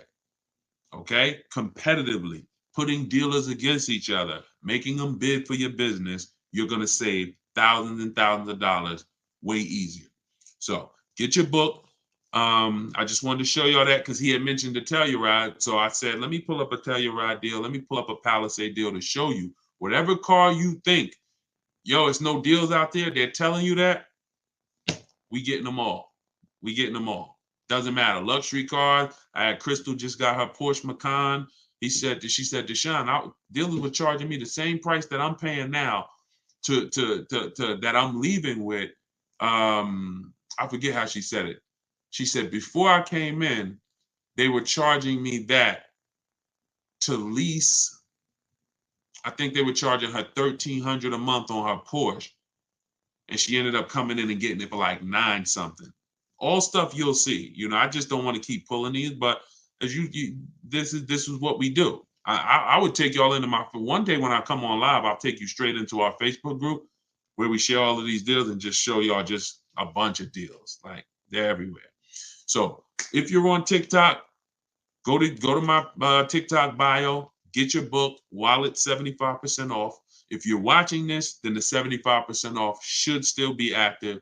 Just go click my TikTok bio, click that website in my TikTok bio, click the website in my Instagram bio, and get your copy. If you are watching on Facebook or YouTube, just scan the QR code on the screen. Let me put it back up. Or you could go to deshonsbook.com and get your 75% off. So with that said, I will see y'all in the next hour. Congrats to everybody that got a book.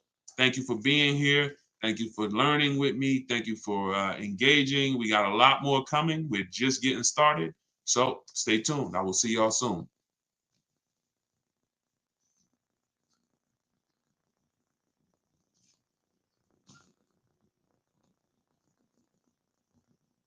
Somebody just said they're paying $730 for the same car. So that same Hyundai Palisade that this person's paying $597 for, they're paying $730. That sucks.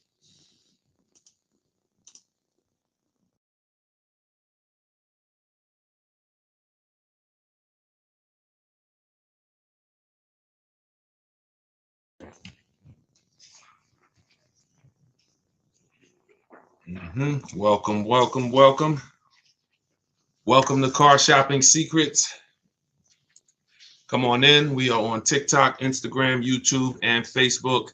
We're going to be taking questions from every platform. So just come on in, and I want you, the goal, just so you know, is to answer as many questions as possible. If you don't know me, my name is Deshone. I go by Deshone the Auto Advisor. I spent 14 years in the car business, and now my mission is to make sure you guys know how to save thousands of dollars when you buy or lease cars, and you know how to shop for cars the new way, where you're in control. So that is the mission. All right, it's going to be a lot easier. It's going to be almost stress-free. The more you do it, the more stress-free it will be. But you have to learn how to shop from home the right way. The right way. So come on in. Yep, I see you kindly. Just ask your question and let's get right to it. Let's get right to it. And before the entire broadcast, my new book, Car Shopping for People That Hate Car Shopping, will be available in my TikTok bio, in my Instagram bio for 75% off. It's normally $97. It's a digital book. It's everything I teach. It's called Car Shopping for People That Hate Car Shopping. It's rated 5 stars on Goodreads.com, and you can get your copy right now. So let's go. Send in these questions. How do you get a car in your business name and credit? It's simple.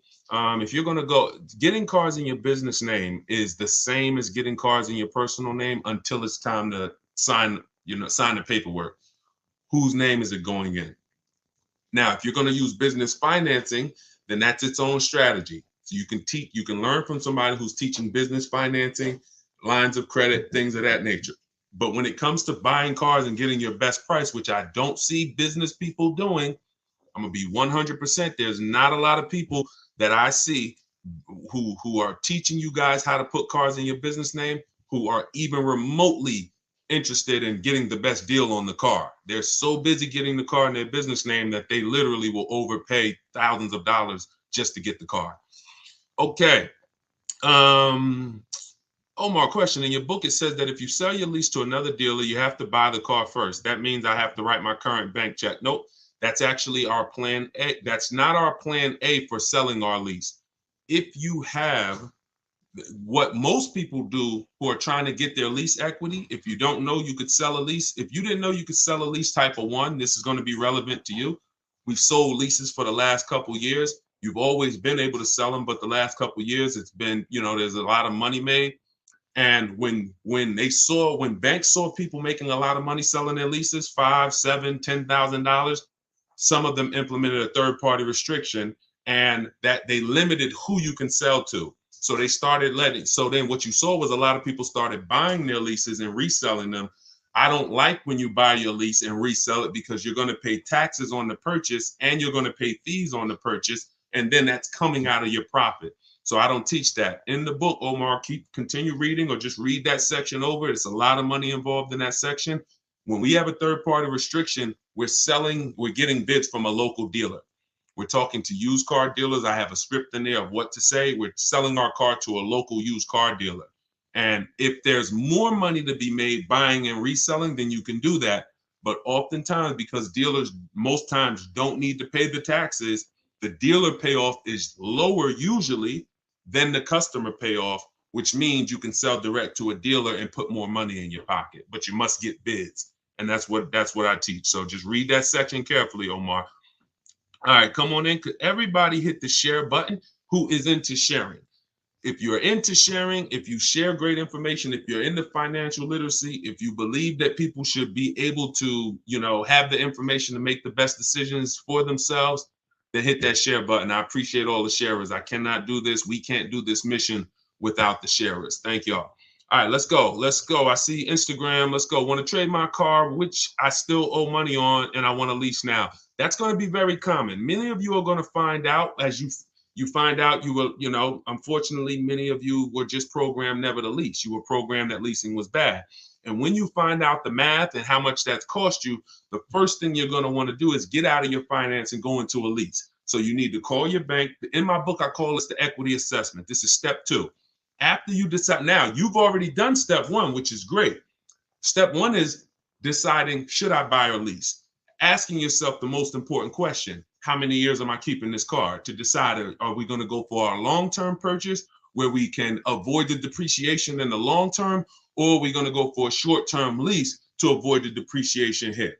Once you answer that question, that's step one. Now we move on to step two, which is our equity assessment. That's when we have to look at the current car we have, and we have to find out what our position is in it. Are we in a negative position? Are we in a positive equity position? So you're going to call your bank, find out what your payoff is, get your payoff. Don't look at your residual value on your contract. Don't look at, whatever your statement is. If you're going, you can do this with a finance, you can do this with a lease. The equity assessment process starts the same way. You call, you get a payoff, you find out what you owe, and then you're going to go to the online bidding, to the online car buyers, and you're going to get offers so that you can find out relative to what you owe, how much is the market value of your vehicle. And the market value is based on how much someone's willing to pay you for the car. It's not based on what a algorithm site says. It's based on, I got 6, 7, 8 cash offers, which is when you follow this process, that's what you're going to get. And you take the highest one, and then you look at what you owe. And if the highest offer is greater than your payoff, that's called equity. If the highest offer is lower than your payoff, that's negative equity. In which case you have to go with a different plan with negative equity. And some of you are going to have negative equity. You're still going to want to transfer that to a lease. But you need to know how much negative equity you have. So you must complete the equity assessment first, then we move on. Pete, how much normally is a good amount to put down? So when we look at putting money down, it's all payment management.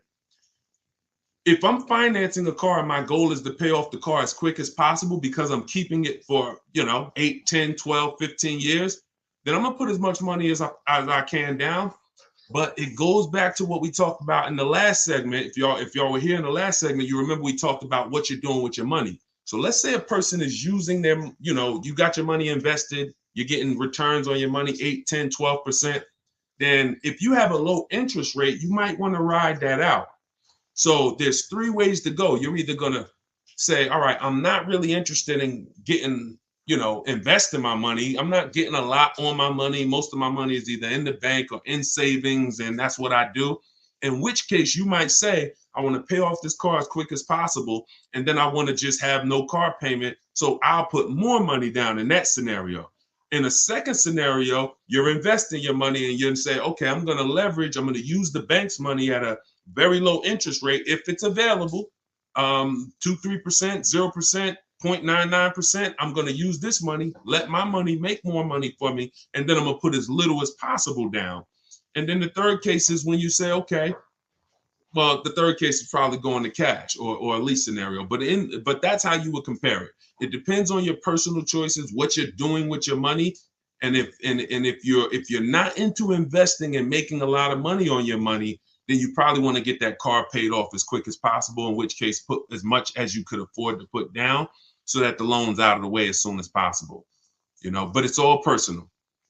All right. I see from IG. Is it a way to get a lease without a down payment? Look, are you kidding me? And that's not an insult to your question. That's just, this is all we do. I know you might have looked at these questions and you said, you might have looked at these lease deals online and you see all of these deals that say, hey, put $3,000 down or the $32.99 do it lease signing. Listen, the lease is custom. You choose the mileage. You choose the structure. So the way we shop, this is all in my book and this is all in my free videos. So as you go through all my free videos, y'all gonna hear all of these things match. Whether you on these lives with me, whether you watching my videos, could we keep hitting the likes on TikTok? Let's shoot the likes up even more. Appreciate y'all. Whether you're looking at the free videos, whether you're on a live or whether you're in the book, you're gonna see they're all the same. So when the way we shop for a lease is we are picking our car and we're going to get our offers with only first month payment out of pocket, 12,000 miles per year. If anyone tells you they can't do that, they're lying to you. Straight up, they are lying to you. And that's why we never put our faith in one dealer. In my book, I have something called the 25-to-5 strategy, where we're connecting with 25 local dealers online in 20 minutes. I know it sounds crazy, but when you got a computer and you know where to go and what to say, and you're using copy and paste messages, you're just letting them know. I'm gonna let 25 dealers know in 20 minutes what I'm looking for, because out of that 25 dealers, maybe 10, 12 are gonna have a car that I'm interested in, depending on the car, maybe 10, 12. And then out of that, I'm looking to get 5 to 7 offers. So it's 25 to 5, 25 connections, 5 offers. And until you start doing this, until you start looking at 5 offers, y'all, you're not going to see how overpriced some dealers are. When you start looking at 5 offers, you're going to see how overpriced some dealers are. And because about 80% from what we see, and I've worked with hundreds and hundreds of people around the country, over 1,600 people now in my private group, there is 80% of dealers are going to take a shot at you to the tune of thousands and thousands, but 20% of dealers are going to be the best. They're going to be honest. They're going to make shopping from home easy. They're going to try to beat their competition, and that's the people that we end up purchasing from or leasing from. Is it better to lease or buy when using for a business? It depends on the type of business. The only business that I say it's not better to lease. See, leasing is for people who are not keeping their cars 8 years. Very simple. It's called the 8-year rule. And when you see that what it's about is avoiding the depreciation hit. When you're buying a car, your biggest expense by far is depreciation. If you buy a car today for $30,000, brand new car, what's that car worth in 5 years, y'all? Throw some numbers out there. If you buy a car today, $30,000, brand new car, what's that car going to be worth in 5 years? Throw some numbers out there. Thanks, Ed. I see you, man. Appreciate you. Look, let me see. Let's see what people come in at. Hold on. Hold the question, Dolan. Now, I got my man Dolan working in the background so we can see everybody's question. But hold on. Let's go deep on this. It's not going to be worth 17. If you could buy a car for 30,000 and then it's worth 17 in 5 years, that's not going to happen. So let's just and 22. See. All right. This is a deeper problem. Let me hit on this, y'all. Let me hit on this. This is a big problem. All right. Some of you let the last 3 years fool you. And this happened to car dealers too. There are still car dealers out there that think this is pandemic and they're trying their best to hold on to what was. I used to, during the pandemic, some car salesman said, man, somebody will walk in, I tell them they got to pay $8,000 over sticker, and I got it. I could get them to pay that. They're still trying to hold on to that. They don't realize that over a year ago, their competition started adjusting and started really doing, well, their competition was doing deals from the get-go. So that's them. But let me talk to you.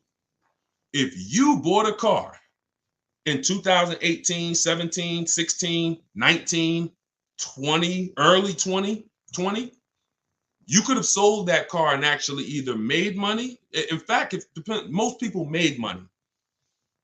That's gone. Don't let that get you thinking that there is that you can buy a car and flip a car or break even on a car. That was a once in a lifetime opportunity based on limited inventory, based on a global pandemic, based on a microchip shortage, based on an industry that usually puts 60 million cars a year through the transaction. They didn't have it. And so everything went up $7,000 to $15,000.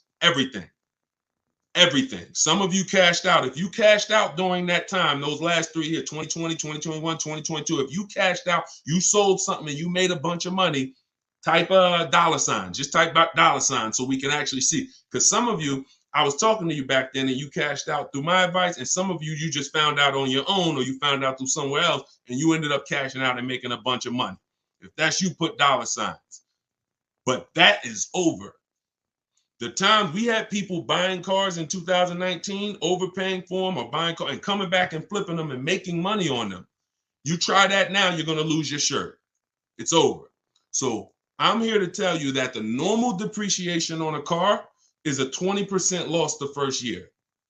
20% loss the first year. So if you pay 30 grand for a car, that car is worth 80% of 30 grand after a year with normal driving. If you're a high mileage driver, it's worth even less than that. If you're a low mileage driver, very low, it's worth a little more than that. But that's standard, 20% going. Second year, you're going to lose probably another 15%. Third year, you're probably going to lose about 12.5%. Probably lose another 12.5% the next year. Then you'll lose 10%. And that's the depreciation curve. That's where we are. So when I asked y'all 3-4 minutes ago, if we bought a $30,000 car, what it would be worth today? The answer is what it would be worth after 5 years. The answer is probably going to be about 12 grand. The answer is probably going to be about 12 grand. And we've gotten so far, I had to go deep on that subject, so I kind of forgot what the original question was and how we got on it. But the name of the game is avoiding depreciation. That was how we got on it. So if you don't know, that's your biggest expense. Your biggest expense is not maintenance. It's depreciation. You're losing thousands and thousands of dollars in depreciation. So when you're deciding, should I lease or purchase? When I tell you the answer is 8 years, if you're not keeping your next car 8 years, you should be leasing it, because if you get a great lease deal, you can't get a regular lease deal. You must get a great lease deal that comes through multiple offers. Then you're going to avoid those big depreciation losses that these owners are taking. Now, at the same time, if you're buying your car to keep 8 years, you should be purchasing it, because once that depreciation levels out, remember what I said, you lose this percent the first year, this percent the second year, but every year later, it starts to get smaller and smaller. Eventually, you're only losing like 5% on the car, and that's the time where you want to keep it. That's when you won. That's the reward. That's where you're like, okay, now I'm winning based on my purchase. Okay. So whenever you're looking at leasing versus purchase, it's a long term. You got to look down the road, and you must ask yourself, how long am I going to keep this car? All right. All right. Let's go. Dolan, next question. Dolan pulling questions in from every platform. Should lease rates increase depending on yearly mileage allotment? So we always shop with 12,000 miles per year. Find your best deal. Shop multiple offers. The way I just laid out in the beginning of the show, I gave you the structure on how we shop offers. If you missed it, watch the replay. Once you get multiple offers, you get 5 to 7 offers. Pick your best one, and then you adjust the mileage, because you want to adjust your mileage once you know you're dealing with an honest dealer. Once you know a dealer has won the bid, they're not going to try to put extra. Like if the mileage to go from 12,000 to 15 is $25 a month more, an honest dealer will mark it up $25. You don't have an honest dealer, they'll mark it up $35. They'll mark it up $32. Everything will have a little cushion in there and you don't want that, because cushion is built-in profit that they're not going to disclose. So once you do that, yeah, you pay for additional mileage, but you don't adjust your mileage until you actually find your deal. And yeah, you pay for mileage because you pay for usage. But then again, when you have a great lease, like I'm gonna show y'all a couple great leases throughout the show, people who are getting, ridiculous deals right now, and y'all see, to add a little more mileage to these leases the payment is still pennies. It's ridiculous. Go ahead, Dolan. But you got to shop first and then you adjust. All right, YouTube, looking to buy 4Runner, but they have a $1,500 BS protection package. Okay, they is one dealer. It's not Toyota. Toyota's 4Runner. This gentleman shopping for a Toyota 4Runner, y'all. The dealer that you went to has a $1,500 BS fee. That's why we don't shop and put our faith in one dealer. You know how many 4Runners there are the way you saw them? I don't care what car you're looking at. You could be looking at the most rare G-Wagon. There's at least a couple more in the country.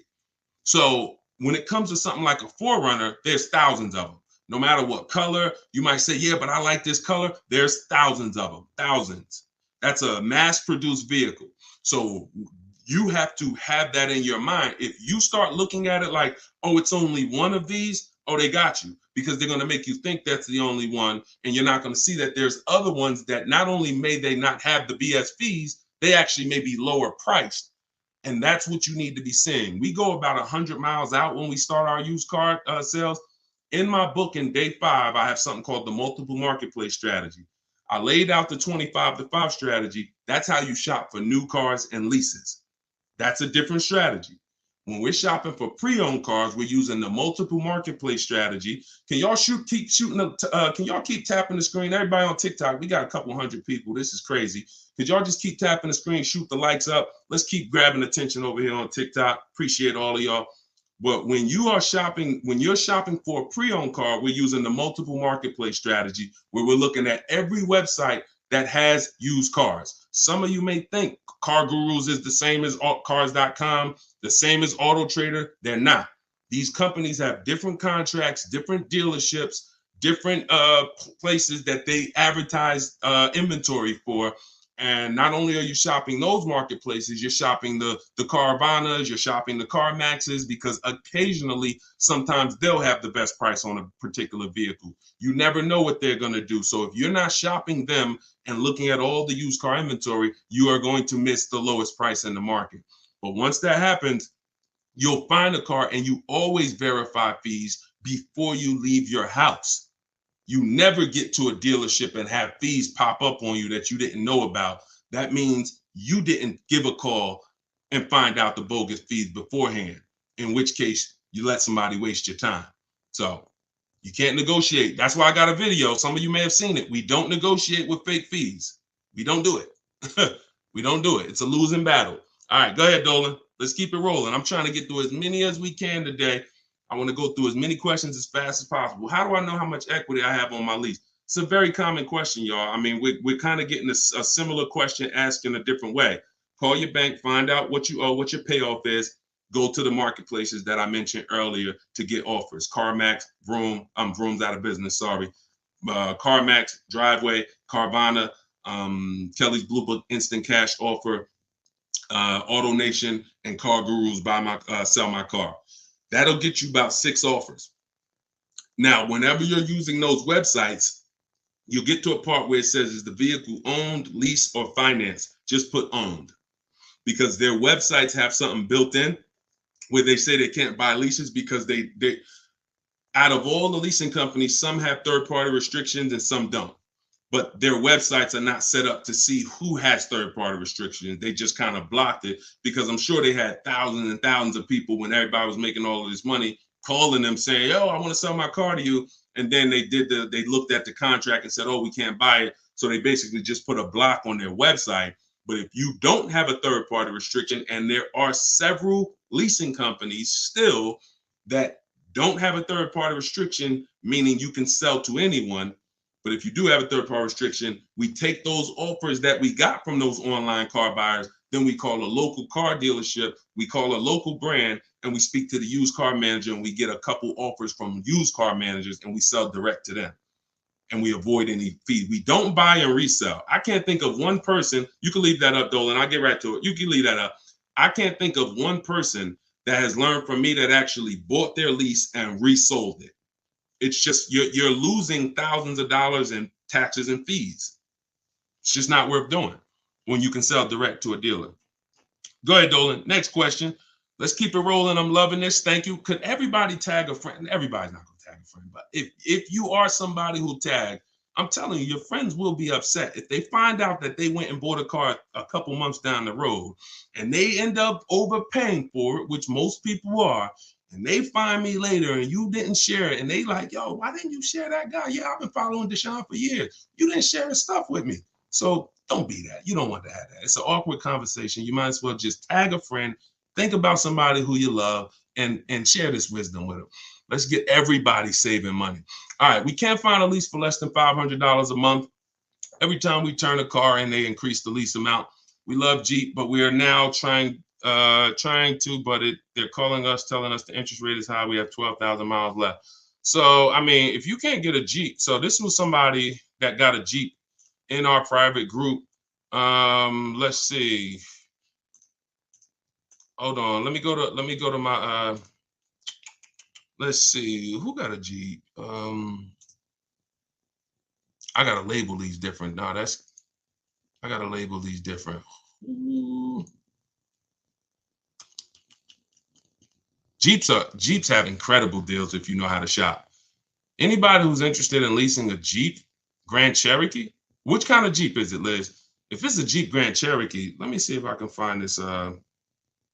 See if I can find this person, because I know that deal was ridiculous. Hold on. I just want to tell you how the difference in shopping and getting multiple offers, because If you already have them calling you and telling you that every time you see, I know that scenario where she just said every time we release from them, the price goes up. That means she's buying and leasing from the same dealer. So in most cases, when you're leasing from the same dealer, every single time you get a deal from them, they're going to bump the payment up a little bit. Very rarely is it going to go down because they've conditioned you for it to go up a little bit every single time. Now, in the case of the pandemic, they had people jumping up $150 a month. But when it comes to Jeep, hold on. What kind of Jeep? Is it a Grand Cherokee or a Wrangler? I know I have somebody in my group that just got a Jeep for it. They saved like $7,000. And that was on a limited. That was on like a $59,000 Jeep. Oh, that's right. I text my friend the deal because she was shopping for a Jeep and I text her the deal. So let me actually see. Here we go. All right, here we go. That's right. Okay. She got a $45,000 Jeep Grand Cherokee. If y'all can't see this, this is Raphael.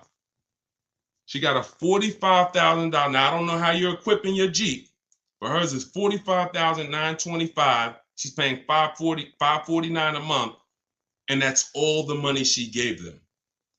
She put $540, she gave them $549, and she drove off. So if you are somebody who says, all right, that deal is ridiculous, I'm gonna put down $1,500 more, drop my payment to like probably about $1,500 more out of pocket, will drop that payment to probably $498. And or you might say, Deshone, I don't even need the limited. I see she got the blacked out one. I don't need all of that. I'll take one that's a little less than that. But this was last month. So, I mean, you must shop offers on these cars. You must shop multiple offers. You must get at least 5 quotes from 5 unrelated dealers, because one thing that will surprise you is Raphael had offers for 600, 700. I remember I helped the lady Christina. She was in our group a year ago, and her best offer, she got like a $52,000 Jeep, white with the black top, and it was like $606 a month. But her highest offer she got from a dealer was like $1,100. So she had some for $1,100. She had some for like $899 or something, and then her best one was $606. So oftentimes what you think is overpriced is just that one dealer you're dealing with that's trying to take a shot at you.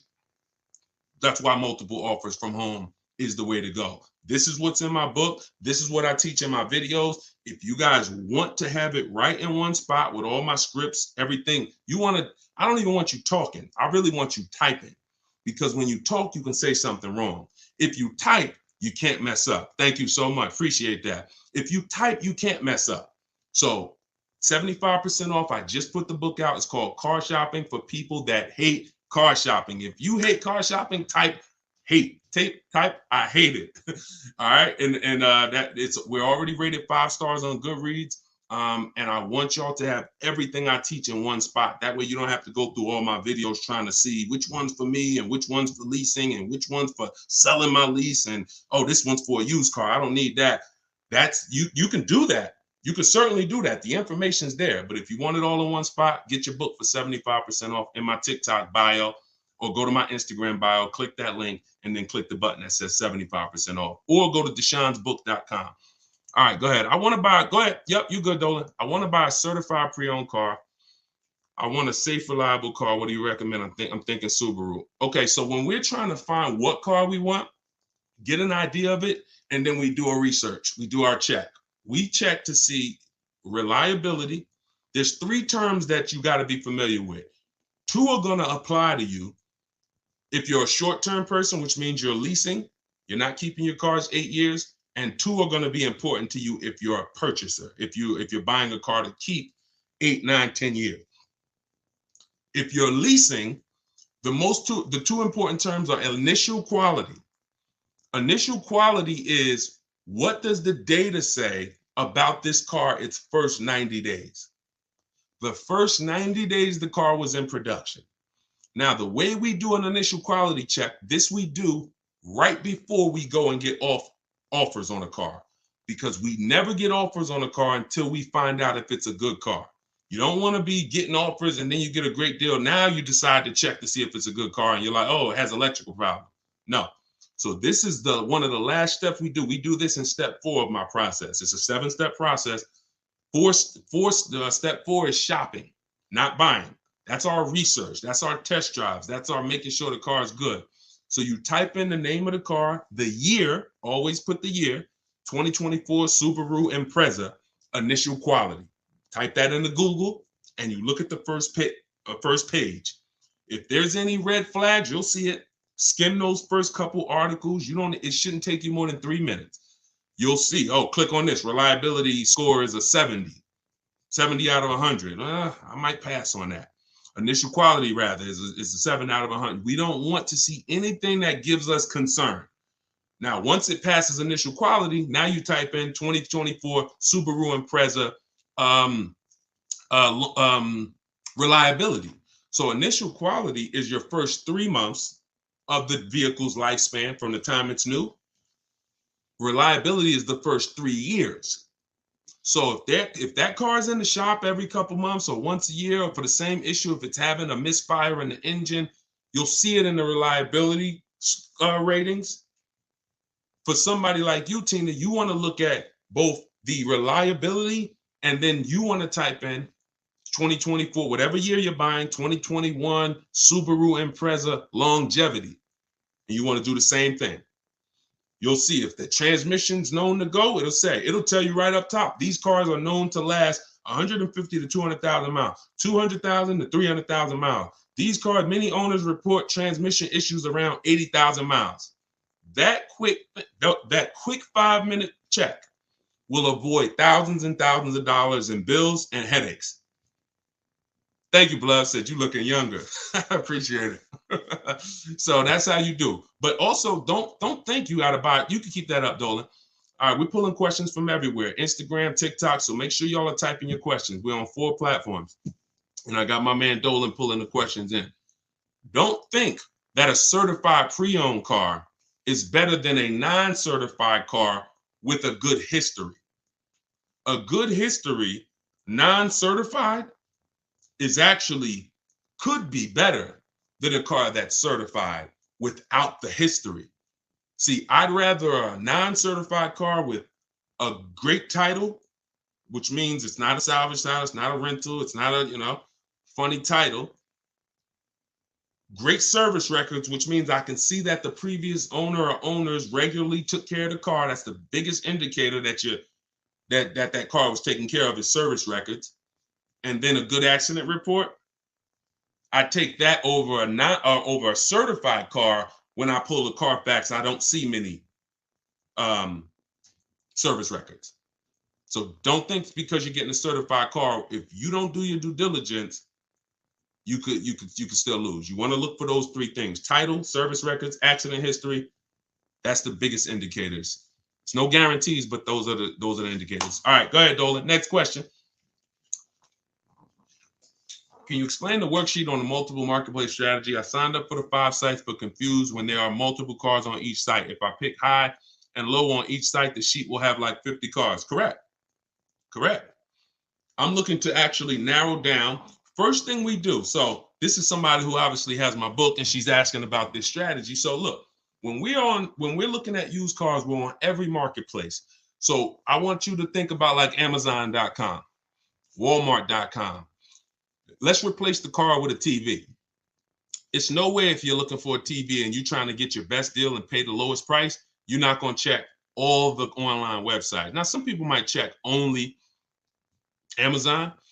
Though that's not as good as checking Amazon and checking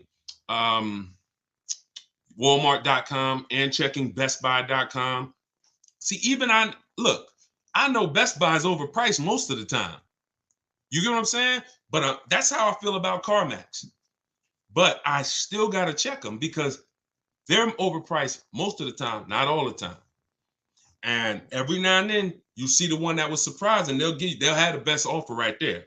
So that's why I'm always going to check all the marketplaces: CarMax, Driveway. And then we're going to open up your Auto Trader, Cars.com, Car Gurus, at Carfax.com. There's 8 used car marketplaces. So we open them up, and now we put in our criteria. What are we looking for? Now, we don't look to buy. I don't want you buying the first day when you open those marketplaces. Here's the goal when we open the marketplaces. Who remembers what I said about market value? If you were on the last broadcast, or if you heard me talk about it, what are we interested in when it comes to market value? Who remembers? And let me see. We might have a whole fresh crowd on here. We got a couple hundred people. We got like 400 people on here between all the platforms. So I don't want to assume, but let's see if anybody has heard from any of my other broadcasts. When it comes to market value, what are we interested in? All right, we might have a whole fresh crowd. Below market value, y'all. So how do we buy below market value?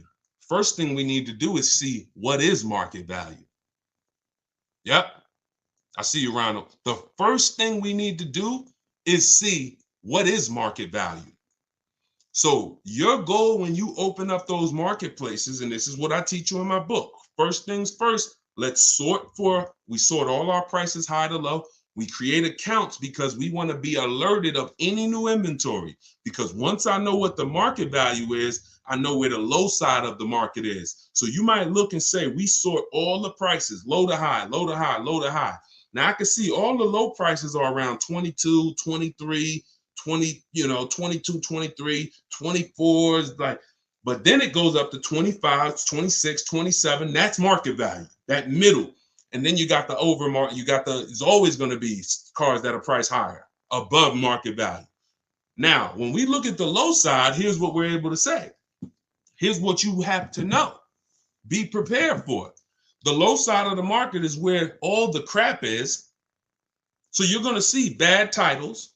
You're going to see accidents. You're going to see frame damage. That's fine, because you're looking through all of that, and then you're going to find that diamond, and you know what the low side of the market is. Here's what's also very important. You might see a car. You might say, I want a black car or a white or silver. You see a car that has all the boxes I talked about, which we checked. Title great, service records great, accidents great. It's the wrong color though. Dang, I don't want blue. That's an indicator. I don't care if it's blue. I'm not going to buy it because it's not my color, but it's showing me where the low side of the market is. That's a deal. If somebody wanted a navy blue car, that's a daggone below market deal. So we have to find out what the market is. Then we find out where the low side of the market is. And then we have on alert so that every car that pops up, it comes to our email immediately. As soon as they list it, boom, we get the email. And we know the low side of the market. So when we look at that car and we're like, oh, wait, this is $22,000 and it's my color. All right, you open it. Ah, shoot, 2 accidents. No problem. Now you get another one a couple days later. Oh, shoot. All right, black. Oh, $22,500. Good price. You open that thing. Wait, service records look great. Oh, accidents look great. Now we go to verify if there are any bogus fees. We do one more step. We pull the window sticker because I want to know what's in that car. I want to know what the original equipment what is the actual original price. Once I find that out, I got to get there and get that car. So that's how you do it. You have to, it's a narrowing down. You're looking at all this inventory. I'm going to narrow it down to the best, and then I'm going to snag my deal. And you're at home. You're not in these dealers where you're at home. Okay? And that's all in the book. All right, let's go. Oh, how do I get your book? It's in my TikTok bio. Welcome to all the new people that jumped on the broadcast. It's in my TikTok bio. It's in my Instagram bio. Click the picture of me, and then you'll see a website there. And then there, click the button. You won't leave the broadcast. So some people are like, Deshone, I don't want to get the book yet.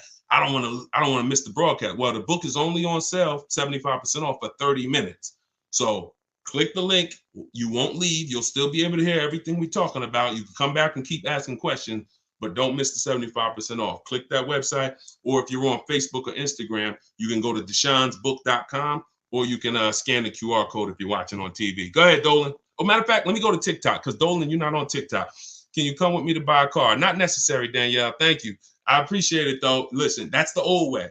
So you think that, you think that we're somehow going back and forth with dealers and hey, I kind of need somebody. That's like when I was selling cars and people thought bringing their uncle in was going to help them. No, we don't shop like that. So you don't need any. The reason why, listen, I'm gonna share the reason why you see people like this who, well, I just showed you, Raphael. How she get that deal? She's from home. See, you put yourself in a vulnerable position where you go in. Some of you, I mean, be honest. If you ever felt like, you were being taken advantage of, or you were getting talked down to at a dealership, type of, type of one. If you feel like, I'm outmatched, or if you're not a good negotiator, how about that? Who on here is not a good negotiator? Type of one in the chat. All of these things I want you to know. That's why the old way has worked for dealers. I was there for 14 years. It's all about psychology and negotiation and confrontation and being comfortable with confrontation, which most car salespeople are. Most people, unless you're like in that business, you're not. So you want to get it over with as quick as possible. Someone who's fighting for their money doesn't mind being uncomfortable with you for an hour or 2 hours or a couple days or weeks. So you have to now take away that power, put yourself in a different position where you're in control, and that's in your house. That's why you don't need me. You need if you use what I teach. If you do it your old way, then yeah, you need somebody, and you're still not going to get your best offer, because your best offer comes from shopping multiple dealers. But once you start shopping multiple dealers, you'll see they'll be jumping through hoops, and you'll feel like, dang, I got the power now. That's the name of the game. Go ahead. I'm gonna do another one from TikTok, because I know Dolan, you're not pulling. We'll get back to IG. We got all questions coming from everywhere. I just don't want to leave TikTok out. Would you recommend buying a car outright, cash, no note? Yeah, we talked about that in the last hour. If you're not invested, if you're not investing your money, and the bank's money, if the bank, look, it depends on if you're investing your money. If you're and you're making money on your money, those people don't usually put their cash in cars. They want to keep their money making money. But if you're not really investing, then you probably want to just pay cash, get the transaction out the way. And if you're investing your money and you can use the bank's money at a low interest, you have to always check if the car you're shopping for has a low interest rate on it, y'all. Some of these cars have 0%, 0.99%.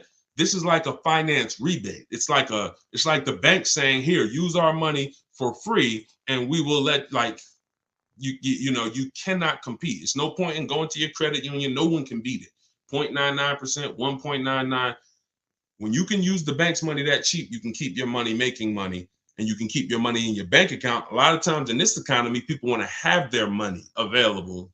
So it's all personal though. If you notice, unless we're talking about leasing or buying, I'm not really going to say something you did was wrong, because it's a case-by-case basis. I'm more about, let me show you the options based on different people, and you pick who you are and you do that.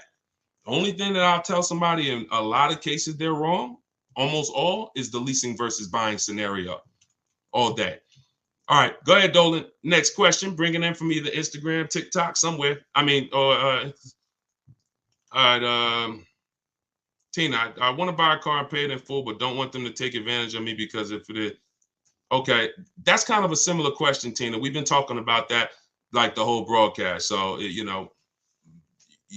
like, that's how to shop is kind of what we're talking about. So let's go to the next one and just, stay on the broadcast. The continual theme is nobody on here who's using what they learn from me, what they're learning in this live, what I have on my videos, what's in my book. No one should be worried about being taken advantage of, because you're not shopping the old way anymore. Alejandro, I have equity in my current lease. If I want to purchase the vehicle, could the dealer subtract that equity from the purchase price on the lease contract if I decide to buy it? No. If how do you know you have equity? Your equity is based on someone offering to buy the vehicle from you. So if you listen, equity is based on offers, nothing else. Kelly's Blue Book telling you your car is worth 20 grand is not an offer. Kelly's Blue Book instant cash offer, where they actually have a local dealer or a couple local dealers who will make you an offer, cash, come pick up, hey, bring your car in, we'll give you a check. That's how you assess equity. We do this in step 2.